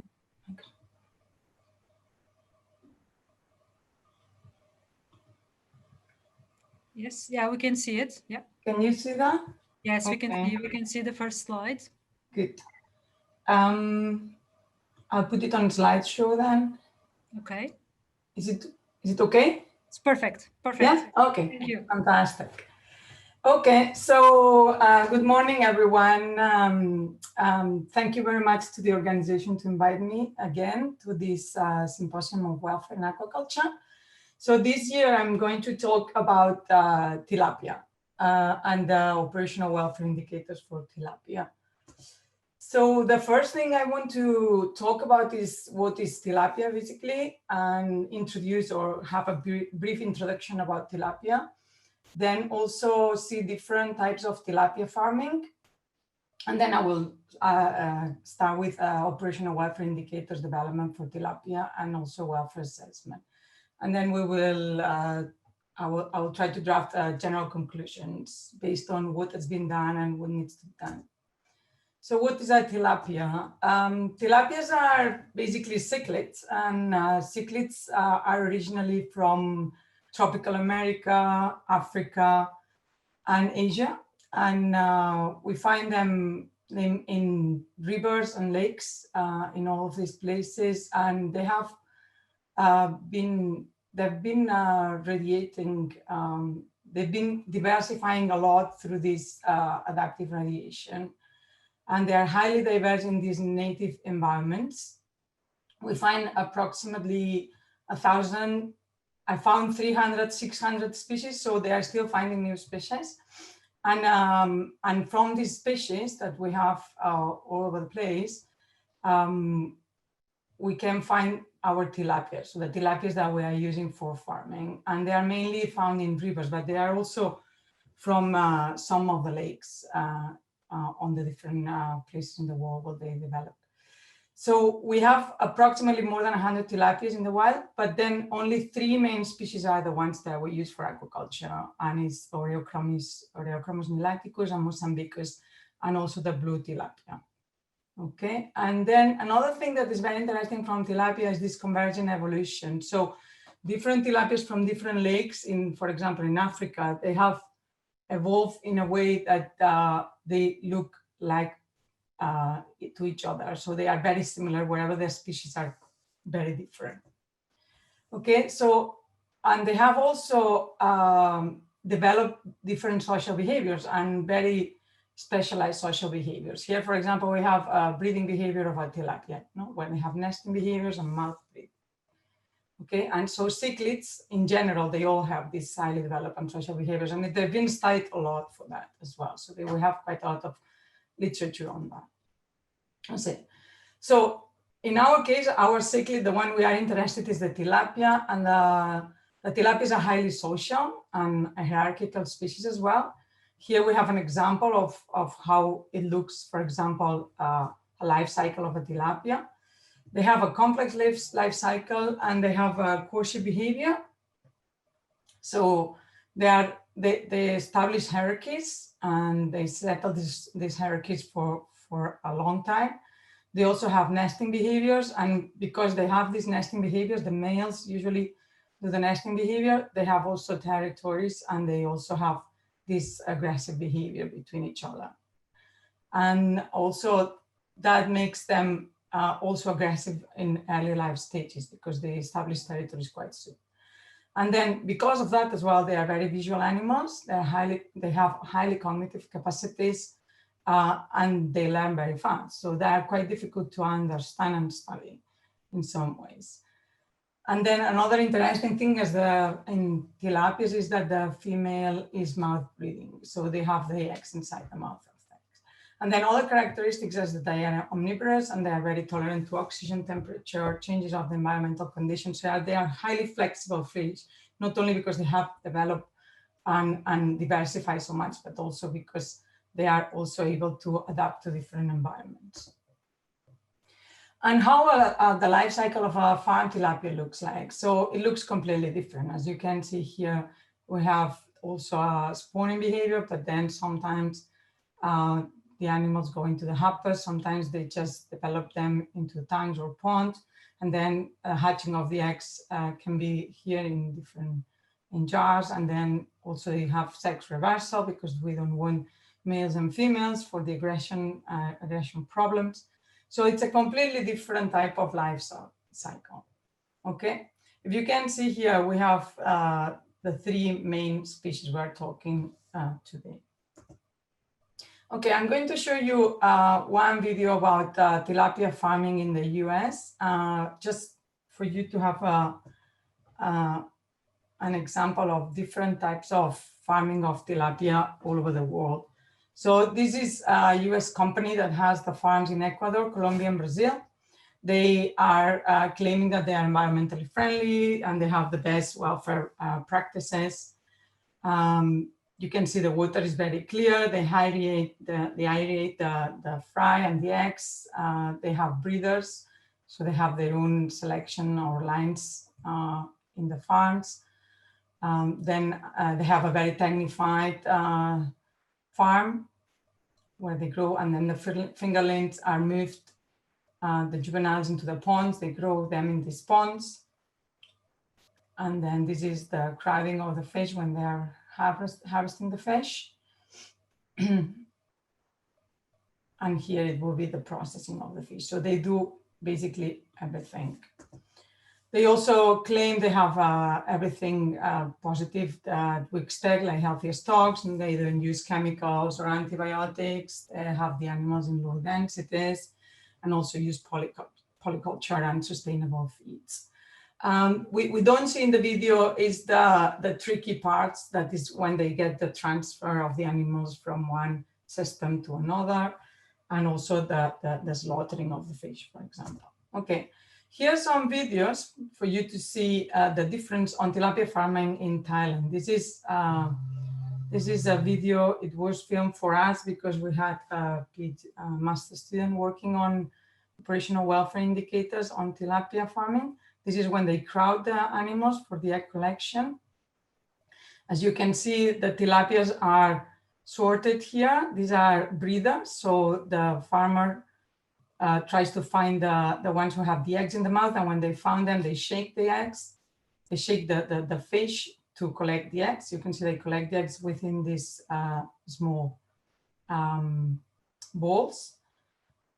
And sometimes they use the fingers to collect the eggs. If the eggs don't go, depending on the farmer, they do differently.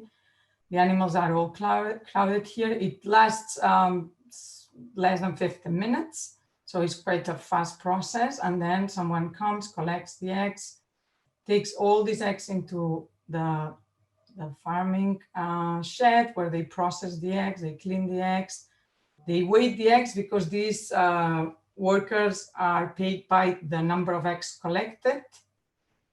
And then they put the eggs into these other balls and they take these eggs onto the other part of the hatchery that is here, and it's basically where they are hatching the eggs. Okay, incubating the eggs. They first disinfect the eggs with potassium permanganate, and then they put them here to aerate and hatch. And then they remove the older swimmers, and then they have they collect some of these very, very young fry, and they sell these eggs, this fry. Okay, so they put them in these bags and then send them to other farmers. Okay, and then this is the other one on sex reversal. So this is what they do when they do the reversal of the fry. So they put it into these happas and then actually cover the happas, so they increase the temperature in the happas. And then when they want to sell these ones, they just weight them, disinfect them again. And then as you can see, this huge number of fry being disinfected all together.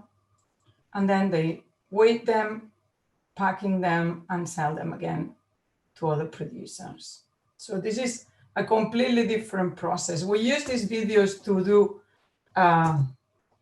do a welfare assessment of these different procedures, okay? Because of COVID, we couldn't go there in person, so we did all these recordings, and the student basically went through one by one of the different procedures and scored them for welfare, okay? Why it's important, tilapia? Tilapia is very important because it's the second fish, most important fish species produced in fish farming, okay? And if we think that in 2030, we are gonna catch up on fisheries, we are gonna have a lot more tilapia. And what they encourage is the farming of low trophic level fish, and tilapia is a low trophic level fish. Because it was farmed very old, on the ancient Egypt, 3,500 years ago. It's one of the earliest fish domesticated species, and it's been introduced all over the world, and with good and bad consequences, of course, because tilapias are invasive species in most countries, and they deplete the native fish populations when they escape from the ponds. And we have pros and cons about tilapia. So pros is because it's a low trophic level fish. It's very tolerant to changes, as we've been saying before, in the environment, and flexible. So basically it grows under very extreme conditions sometimes. But cons is that it's also a highly social aggressive fish with high cognitive capacity. So at the level of welfare, it's going to be more difficult to also comply with welfare. We can see the main producers here. China is the main producers, after is Egypt and then Thailand, and it's being produced all over the world. Here the same, you see that the 10% of the fish farm is tilapia. And if we compare it to Atlantic salmon or marine fishes, it's much less. But the introduction of tilapia has been very different in different countries. For example, here we have an example of Bangladesh. In Bangladesh, it's been introduced from 1950s, but a lot of different lines, different organizations introducing, and we have a lot of hybrids. So there's not a clear selection on tilapia. So there's quite a lot of mixing and different introductions. And this looks the same in most countries where we have tilapias all over the world. But then if we look at the welfare of tilapia and how it has been published, really very few papers on tilapia can be found on the literature. So if we compare with salmon, for example, and if we look at the number of publications that we are using for fish, it has increased over the years. But then if we see the countries who are publishing this on fish welfare, we see that most is Norway, England, and the States, and also Canada and Scotland. So it's mainly European. And of course, the main focus is salmon or cleaner fish now, for example. So this is a downfall for tilapia. Okay, I'm going to talk about the operational welfare indicators. We've seen that slide before, so I'm not going to go a lot on that. This is based on the 5 freedoms or the 5 domains model. We have animal-based measures that we can do, it's outcome measures, and also resource-based measures, okay? We have to take into account for tilapia, as we've seen on the videos, the fry, the on-growing, and the breeders is going to be completely different. So we're not going to be able to use the same indirect or direct measurements for them. But what I've done is just list general, so to have a general list of animal-based main operational welfare in tilapia, indicators in tilapia. We've seen these ones for other species, so mortality, condition index, standard growth rates. It all relates to the growth of the animals or the growth of the animals over time. These are general operational welfare indicators or even production indicators that they are used. Then we can also use fin damage and score it. We can use skin damage and score it as well, and opercular damage, emaciation state, the exophthalmia, if we have or not, and also if we have disease and if we can identify it. So for tilapia, this is similar to other species. What can be specific for tilapia might be, for example, the eye or the skin darkening scoring. This has been studied for others, from several different authors on different contexts, but it's important because the dominant behavior of the animals. So we can see which ones are dominant, which ones are the ones who are under this dominance, and they are more stressed and they can have some more problems. Then also we can look at abnormal behaviors and also a number of nests per area, because there is a density of nests that we can count, for example. Here we have examples of this. For example, the first figure shows damaged lips, and this is usually these mouth ulcers appear when they are trying to take the eggs from the mouth of the fish. We have also with broken dorsal spines, opercular damage here, and the skin lesion. So this can be scored 0 to 3. And it can be validated. The problem is that it hasn't been done. So it hasn't, I tried to find papers on operational welfare indicators specific for tilapia, and it's impossible to find almost anything. So there are some studies. For example, this one is on intensification. So we have high and low densities, and this was done by Carlos and colleagues. And they use indicators that could be used as operational welfare indicators, for example, activity, agonistic interactions, or skin brightness. And there was differences between animals raised with low and high densities. So other indicators, as it's been told before, are the ones that are resource-based or input measures. So the space in the tanks or the ponds, usually the densities in tilapia are quite high. They try to avoid this aggression. The husbandry procedures, and this can be assessed. We have a model of assessment of that could be used, for example, and I'll talk about that. The type of food provided is still a lot of non-commercial food. Some or most use commercial food, but can be different food and different ingredients. And the water quality measurements. And for tilapia, oxygen temperature, turbidity, and nitrogen and ammonium nitrate are probably the most important ones. We have some studies on tilapia on behavioral prophylaxis. We did this study in Egypt in the Delta, the Nile Delta, where we tried to actually modify the ponds in a way that they had higher levels of temperature ranges, so they could choose. Important thing for the animals is to be able to choose at the level of welfare. And this would be an example, for example, this is based on Sharp and Sanders model that is based on the different domains, 5 domains, nutrition, environment, health, and behavior, and emotional. And here we can see how if we score the different domains for different husbandry procedures, for example, we can score with no impact or extreme impact, and we can use the operational welfare indicators to do that, for example. And then assess the balance of these domains. As Lluis was saying, it's not the same an extreme event that lasts for 5 seconds or a mild event that just lasts for more weeks. So, for example, if we have a mild impact, but actually the mild impact lasts for a long time, that could be scored higher. So the welfare impact is higher. And this could be used for tilapia or other species as well. So just to finish, what's been done is the feeds have been developed for tilapia, husbandry protocols, most of them has been also developed, reproduction methods are quite well developed, and there is a kind of a selection program, but there's a lot of things that need to be done. And I've just realized when I was preparing this presentation, trying to find literature on that. We have to refine these husbandry protocols and refine them under higher welfare standards, develop and validate these operational welfare indicators for tilapia, try to find a welfare assessment tool for farm tilapia, but also for other fish, because there's not a standard one. Use the innovative methods, and we will have a talk about that, so I'm not going to go on that, and then evaluate the potential damaging effects of some of the procedures that are being used for tilapia, as like the sex reversal, for example. Then also, and very importantly, is promote positive welfare and behaviors, okay? Use enrichment, try to improve the quality of the food, the aeration of the water, evaluate again about these male-female ratios, if it's important or not, improve natural breeding or promote natural breeding, and behavioral prophylaxis can be used as well. And they also try to incorporate all these welfare indicators into the life cycle assessments of tilapia. We have some of them done, but we still need, for different countries, different systems, and different parts of the life cycle. And that's it. Thank you, Sonia. Again, a very thorough presentation, very visually appealing, and lots of videos, and very, very informative. We don't have any questions, and we ran out of time also.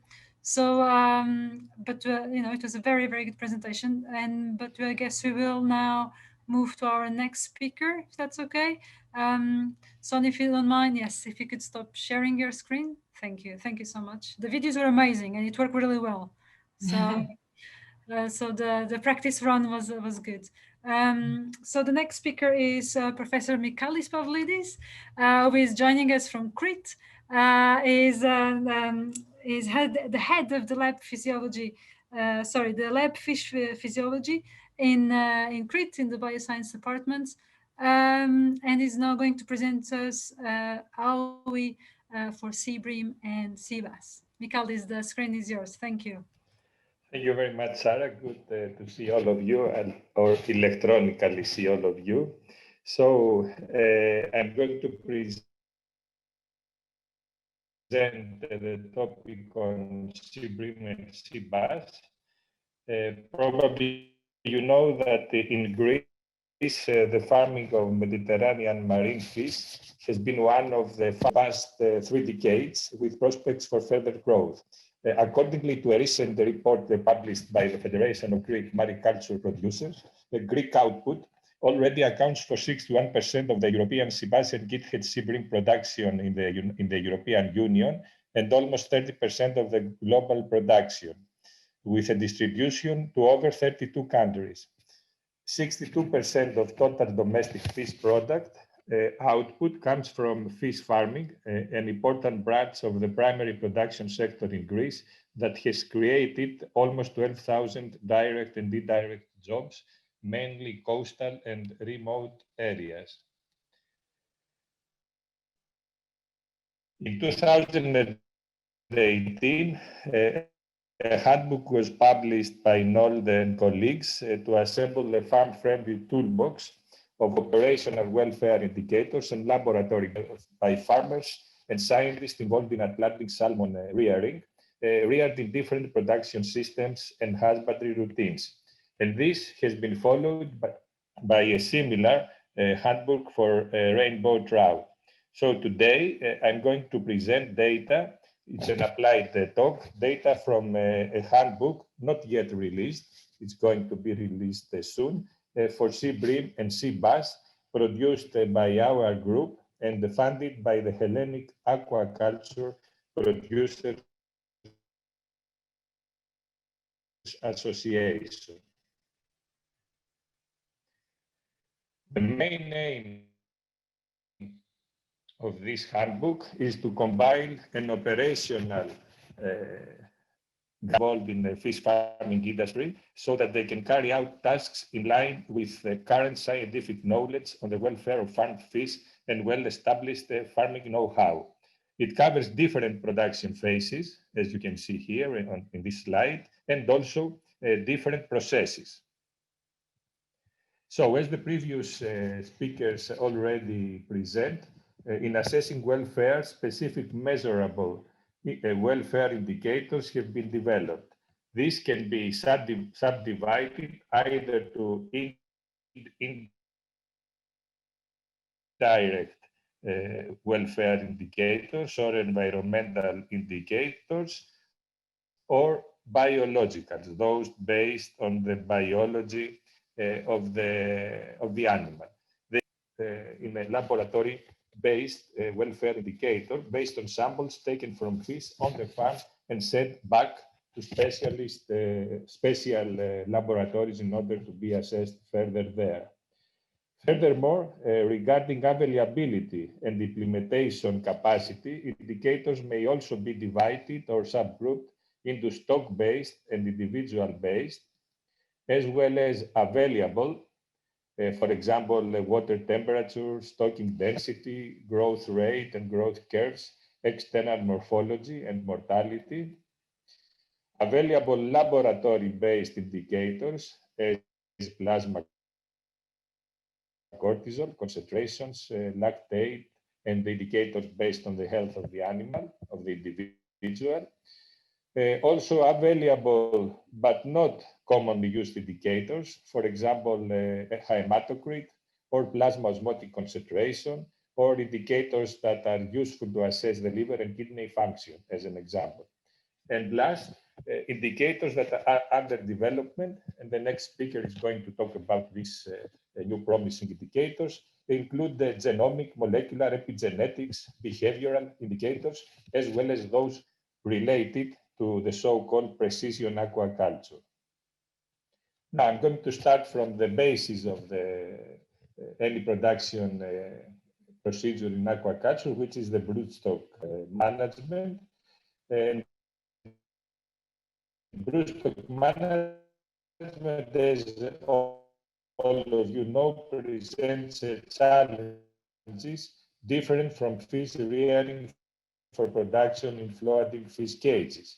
The two main procedures and difference absolutely be done in isolated indoor tanks using either flow-through or closed-circuit systems.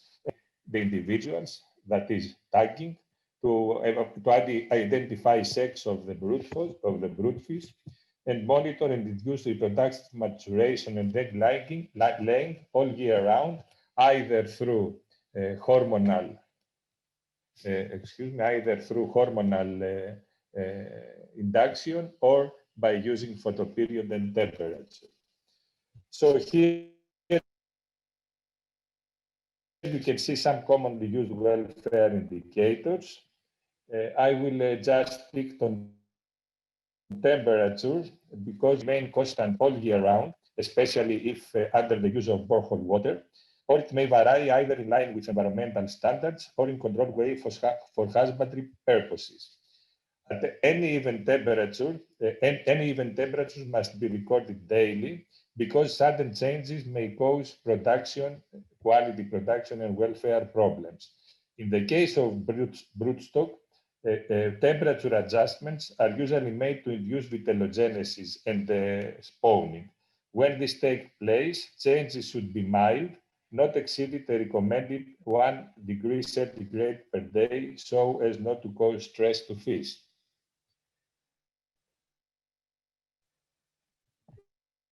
Now, if we pass through the weaning, pre-growing phase, usually this takes place in open circuit land-based systems. Also, to do this in recirculated aquaculture system exists. And the number of parameters may be present and has posed a challenge to welfare. These parameters include water quality, rearing density, everyday operation in tanks, such as cleaning, feeding, and routine measurements, and of course, various operations related to the handling of the fish. Usually there is a certain handling procedure, such as transfer from the hatchery to the weaning installations, where the pre-fattening should take place, grading or sorting to ensure uniform size distribution, counting of the fry, and veterinary procedures such as vaccination, and finally, transportation. Transportation from the weaning pre-fattening indoor installations to sea cages, where the majority of the ongoing production is taking place in the Mediterranean. And this transportation is associated with all these procedures that may cause stress and have an impact in welfare, as it is crowding, confinement, netting, air exposure of the fry, transportation by means of trucks, and then where they may face also differences in the water temperature, if there is a need for a long transportation, that means a necessity for water exchange. And of course, before placing them and after placing them at the sea cages, and again, we have exposure to novel tank. It's a novel environment for the fish, and perhaps there is also disturbances of the social hierarchies and the social relationships between those stocks from the weaning to the from the pre-fattening installations to the on-growing installations. So these are challenges that may be addressed by the operational welfare indicators that you can see here on this slide. Again, I'm going to focus on water temperature. Perhaps you know that both species, European sea bass and Gickel sea bream, they have a wide tolerance rate of temperature.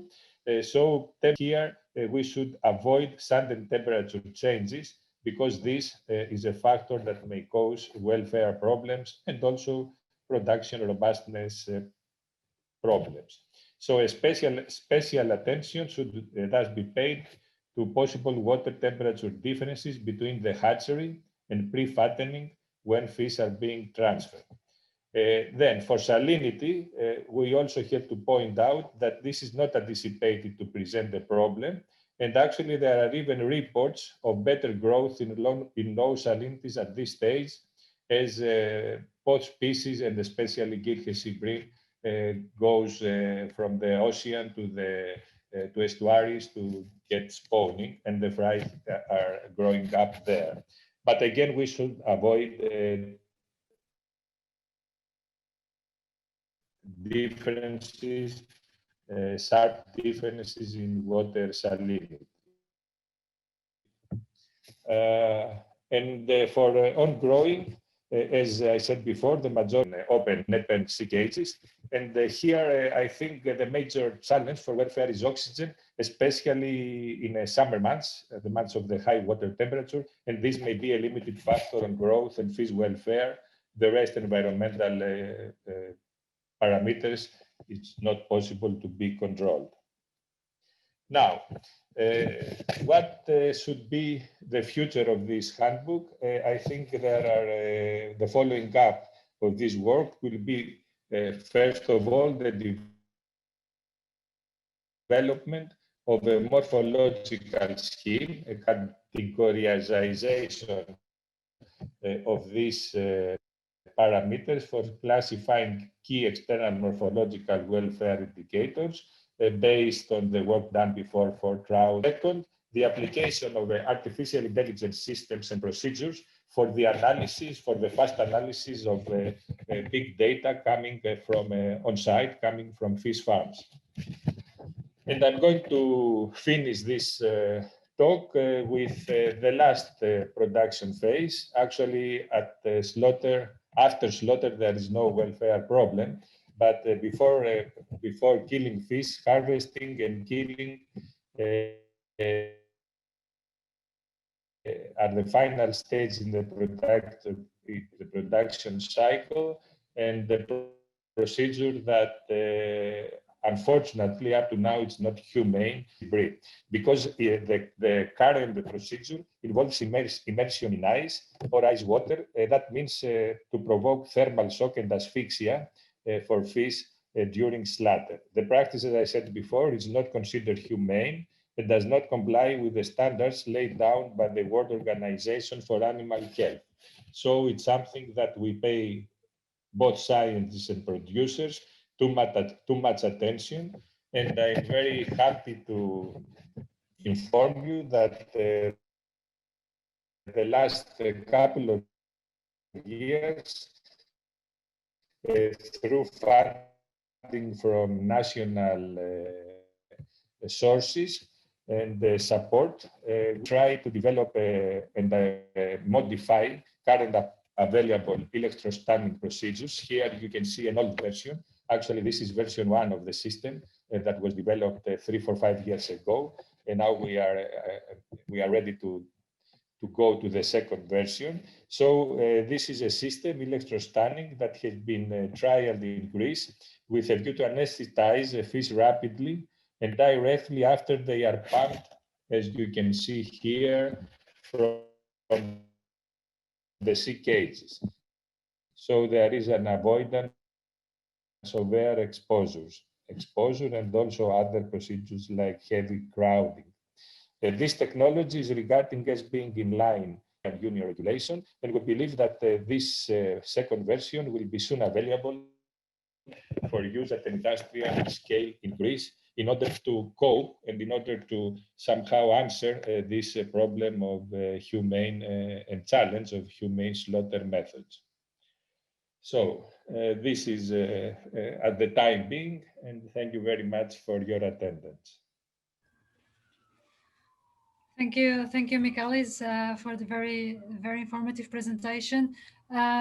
It's time for questions now. I don't know if there are any questions. Paul, are there any questions to Michalis? Yeah, there's a few questions here. Thank you. That was a really interesting talk again.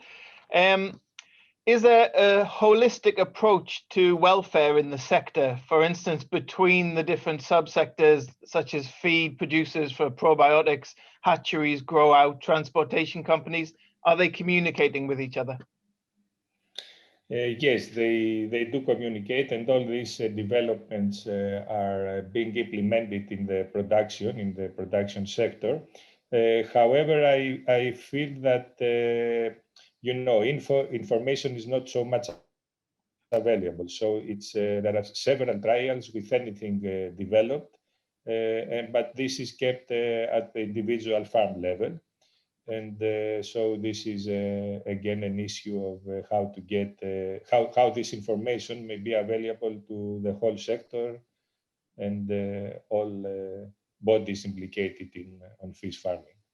Okay, thank you. Another question. Sea bass and sea bream appear to be more adapted to salinity change than some other species. But what extent of salinity change do you think would be considered not stressful? Okay, yes. For instance, European sea bass, if you have a smooth exposure to decreased salinities, they can even be reared in fresh water. Okay, if not fresh water, salinity 5 or 10% per 1,000 ppt will be no problem for them. Now, concerning the difference, it's something that actually there are only laboratory scale experiments because in principle, most of the pre-fattening is being done as I said, in indoor tanks supplied by borehole water, where the salinity is around 25-30 ppt.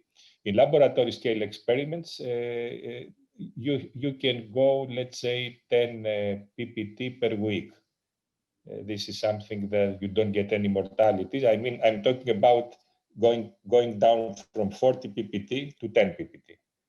Below that, you should be much more careful. So let's say 10 ppt per week, it's not a welfare problem. Okay, I think we have time for one more question. Are there any additional aquaculture candidates that could be farmed in the Mediterranean region that could prevent fewer welfare challenges than the sea bream and sea bass?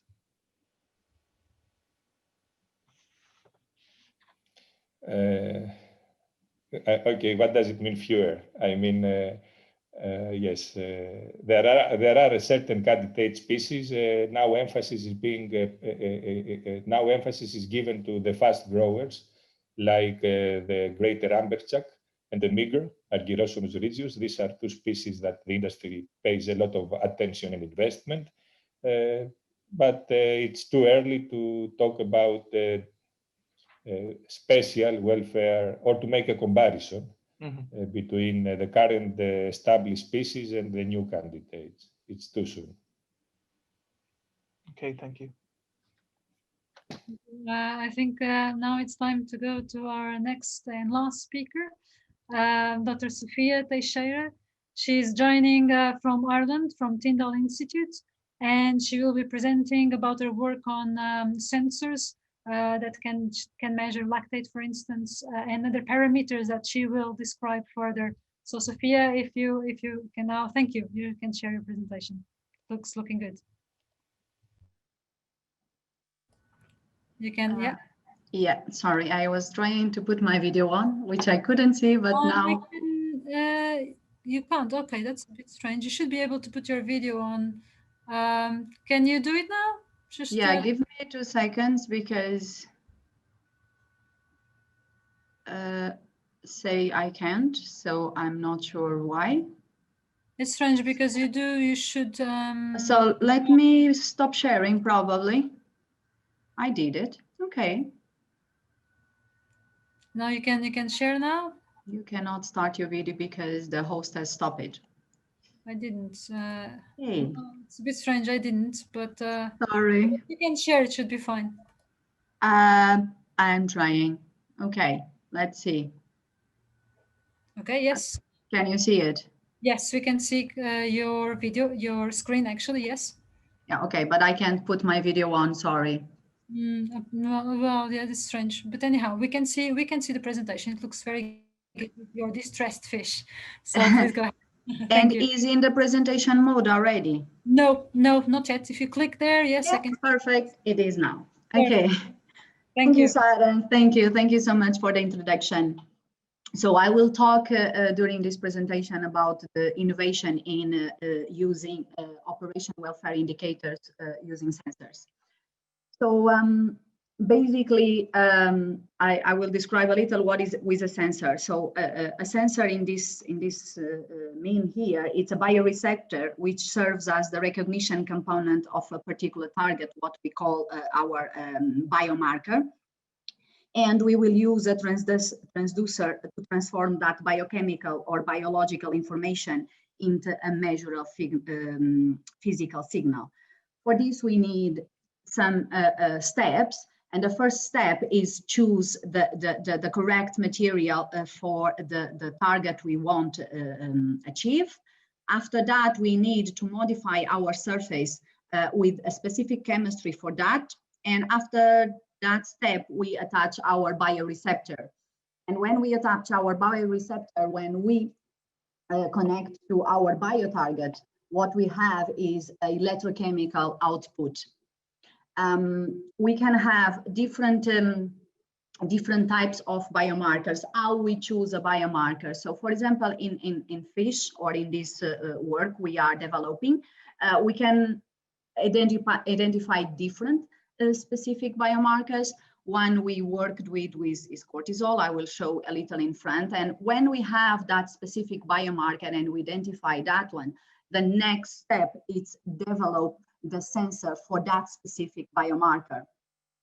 So in this case, we have a big kind of potentiostat, and after we have our sensors. And this is, we add, like here, we had a droplet of our analyte we want to detect on the surface of my electrode, and I will get a signal. So this is very, for easy understanding, this is comparable with like the glucose sensors in the market. So basically you put a droplet of blood and you will get a signal. Here we put a droplet of something else, blood as well, and we will get a quantified signal of the level of the biomarker in the solution. So we can have mainly two types of biomarkers. We have biomarkers more related with diagnosis and other ones with the screening part. The diagnosis sensors is more related with sensitivity, specificity, and accuracy of the sensor. But they can as well be a prognostic of outcome or a treatment further the process. The screen ones are more highly specific. They try to minimize the false positives and false negatives. They are actually very easy to detect without invasive procedures, so we can use them even from the water of the fish, and they are cost effective in using. Which bring us, so what type of samples can we use in our sensors? We can use every type of body fluids, but more common it's blood, urine, or tissue samples. That is the type of samples we use in our sensors. So why we use this type of sensors to address this type of challenges? First, because the cost-effective fabrication, it's easy and it's very flexible with different types of chemistries. As well, it's very easy to monitorize, high throughput, it's selective, sensitive, and can be portable. So from these big potentiostats we have as a benchtop in the lab, we can have something like this on the hand of a PCB where we have all our electronics associated with our electrochemistry, where we add only this in the back here, and we have a handheld device. It's non-invasive, can use as point of care. It's wearable and can be compatible with different environment applications. Some of the sensors we use here for understand the wellness and the development of these sensors in Tyndall, we have different ones. I'm going to show two today. So this one here, it's a capsule. So we have like a capsule, like a small egg, and this capsule has inside everything what we need. So basically we have sensed our electronics here to our sensor in this part. The sensor is in contact, in this case here was inside a bioreactor. The experiment was done inside a bioreactor, and the sensor is inside and we have the out reading outside. And basically we could detect here different levels of different parameters for cell growth in this specific case. But as well, we develop electrochemical sensor for the detection of heavy metals in aquatic systems. So here we could have different types of, so this actually we have 6 different sensors here, which are connected here, which are integrated in this drawing here. So basically we develop a robot fish, and this robot fish has a sensor incorporated which could detect 6 different heavy metals on the same sensor, on the same sensor. And this was using actually in waters, in sea waters as well, not only in farm waters. One of the targets we are interested was the cortisol, and all the talks talk much better about cortisol and specific types of cortisol and that. So all of you know why it's important, cortisol in the welfare of fish. I'm not the best person probably to talk about that, but I'm talking about our results. And we use electrochemical detection for this. And when we developed the sensor, so what we did is we had, this was based in antibody antigen targeting, And what we did is we had an electrochemical signal for each of the concentrations we are adding on the tip of the sensor. And we could have a linear range from 0.001 nanograms to 100 nanograms. And after we correlate that in the level of cortisols with the resistivity of that sensor, and we could get a limit of detection around 5 femtograms for this sensor. So after, what we did is we correlate the sensor in terms of the physiological and behavioral relationships between the cortisol levels and the environment, using an enriched or a poor environment, as well in the cortisol levels with the body weight, and in the end, the basal metabolic rate and cortisol levels. So from this study, we understand that for the parental individuals, or our model selection indicated that the cortisol levels was only affected by the body weight.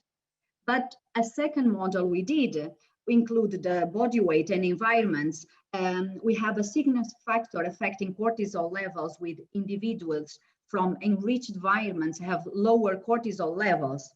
So in the end, what we did was trying to understand if this basal metabolic rate was significant increase with the cortisol levels, but we saw that was not affected on the parental environment.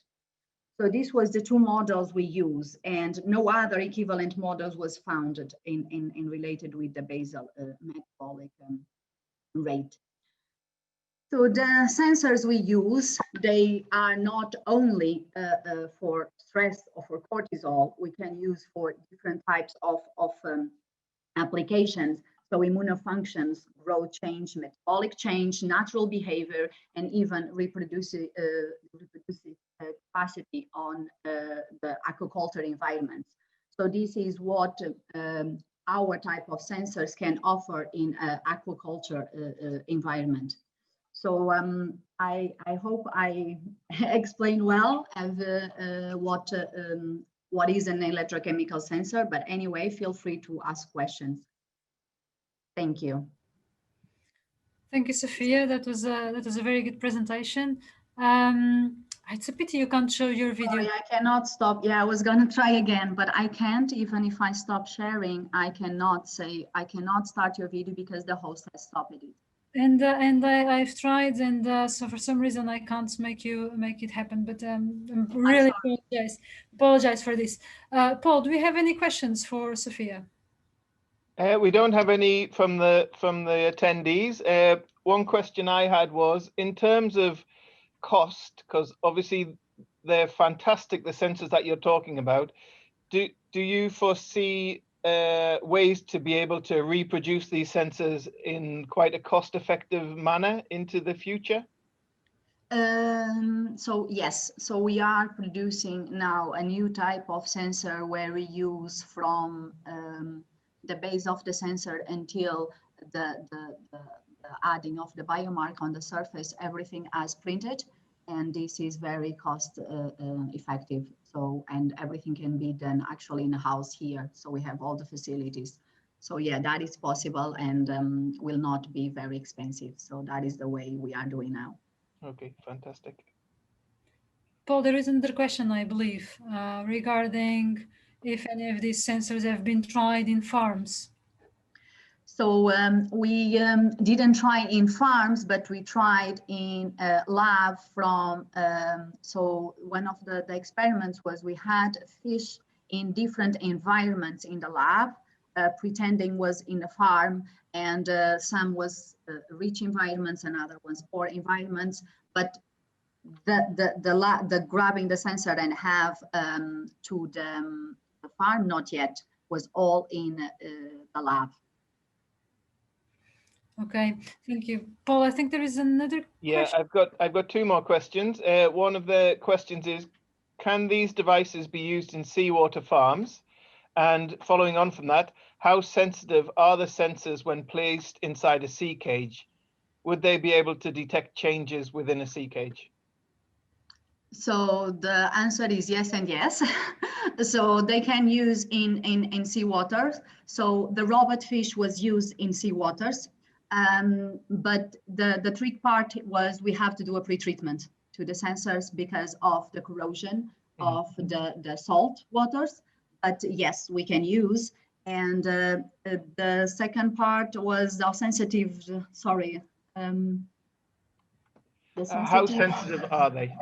Yeah, so with these ones, we could detect very well or very good, very sensitive at levels of picograms in some cases and femtograms in other ones. So this is much lower than what, because all of this is comparable with ELISA. So we are doing ELISA testing background to have a gold standard technique, and we can go much lower than the levels of the sensitivity provided by the ELISA test. So it is very accurate and sensitive. Another question, oh, there's quite a few coming through. What type of parameters can be measured using the immune sensors?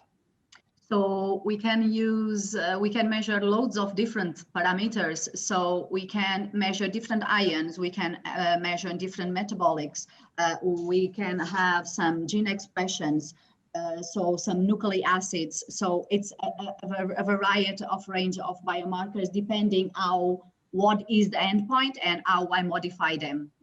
That is the challenge. Okay, another question. Does the presence of seawater not affect conductivity of the sensor chip? So we had some issues with the conductivity of the seawater, but if we do a pre-treatment and if we say to the sensor in certain time, we have to do a cleaning on the sensor, that reduce the effect of the seawater. Okay, another question. If you're using it in the sea cage, does it have any effect on the fish behavior?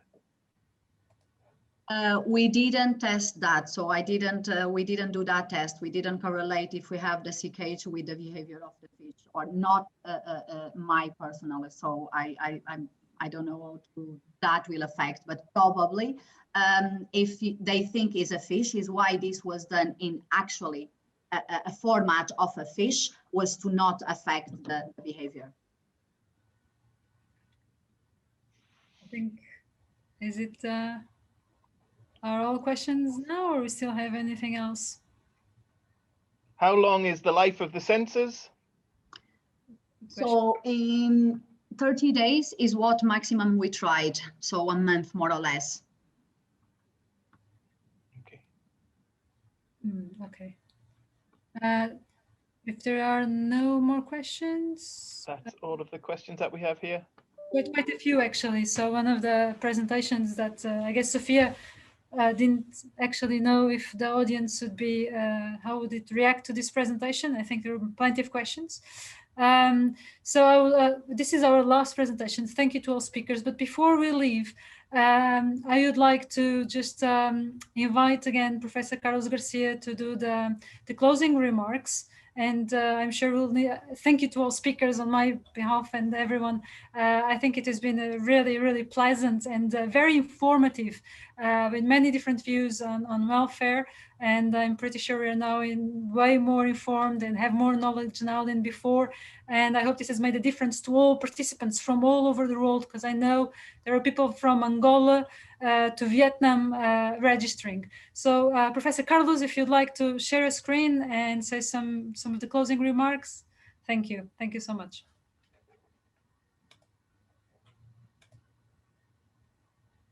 Yes, I don't think I can share my screen. Can you see it? Yeah, so you can see your screen. So it's not on presentation view yet, but if you could click, right. Yes, perfect.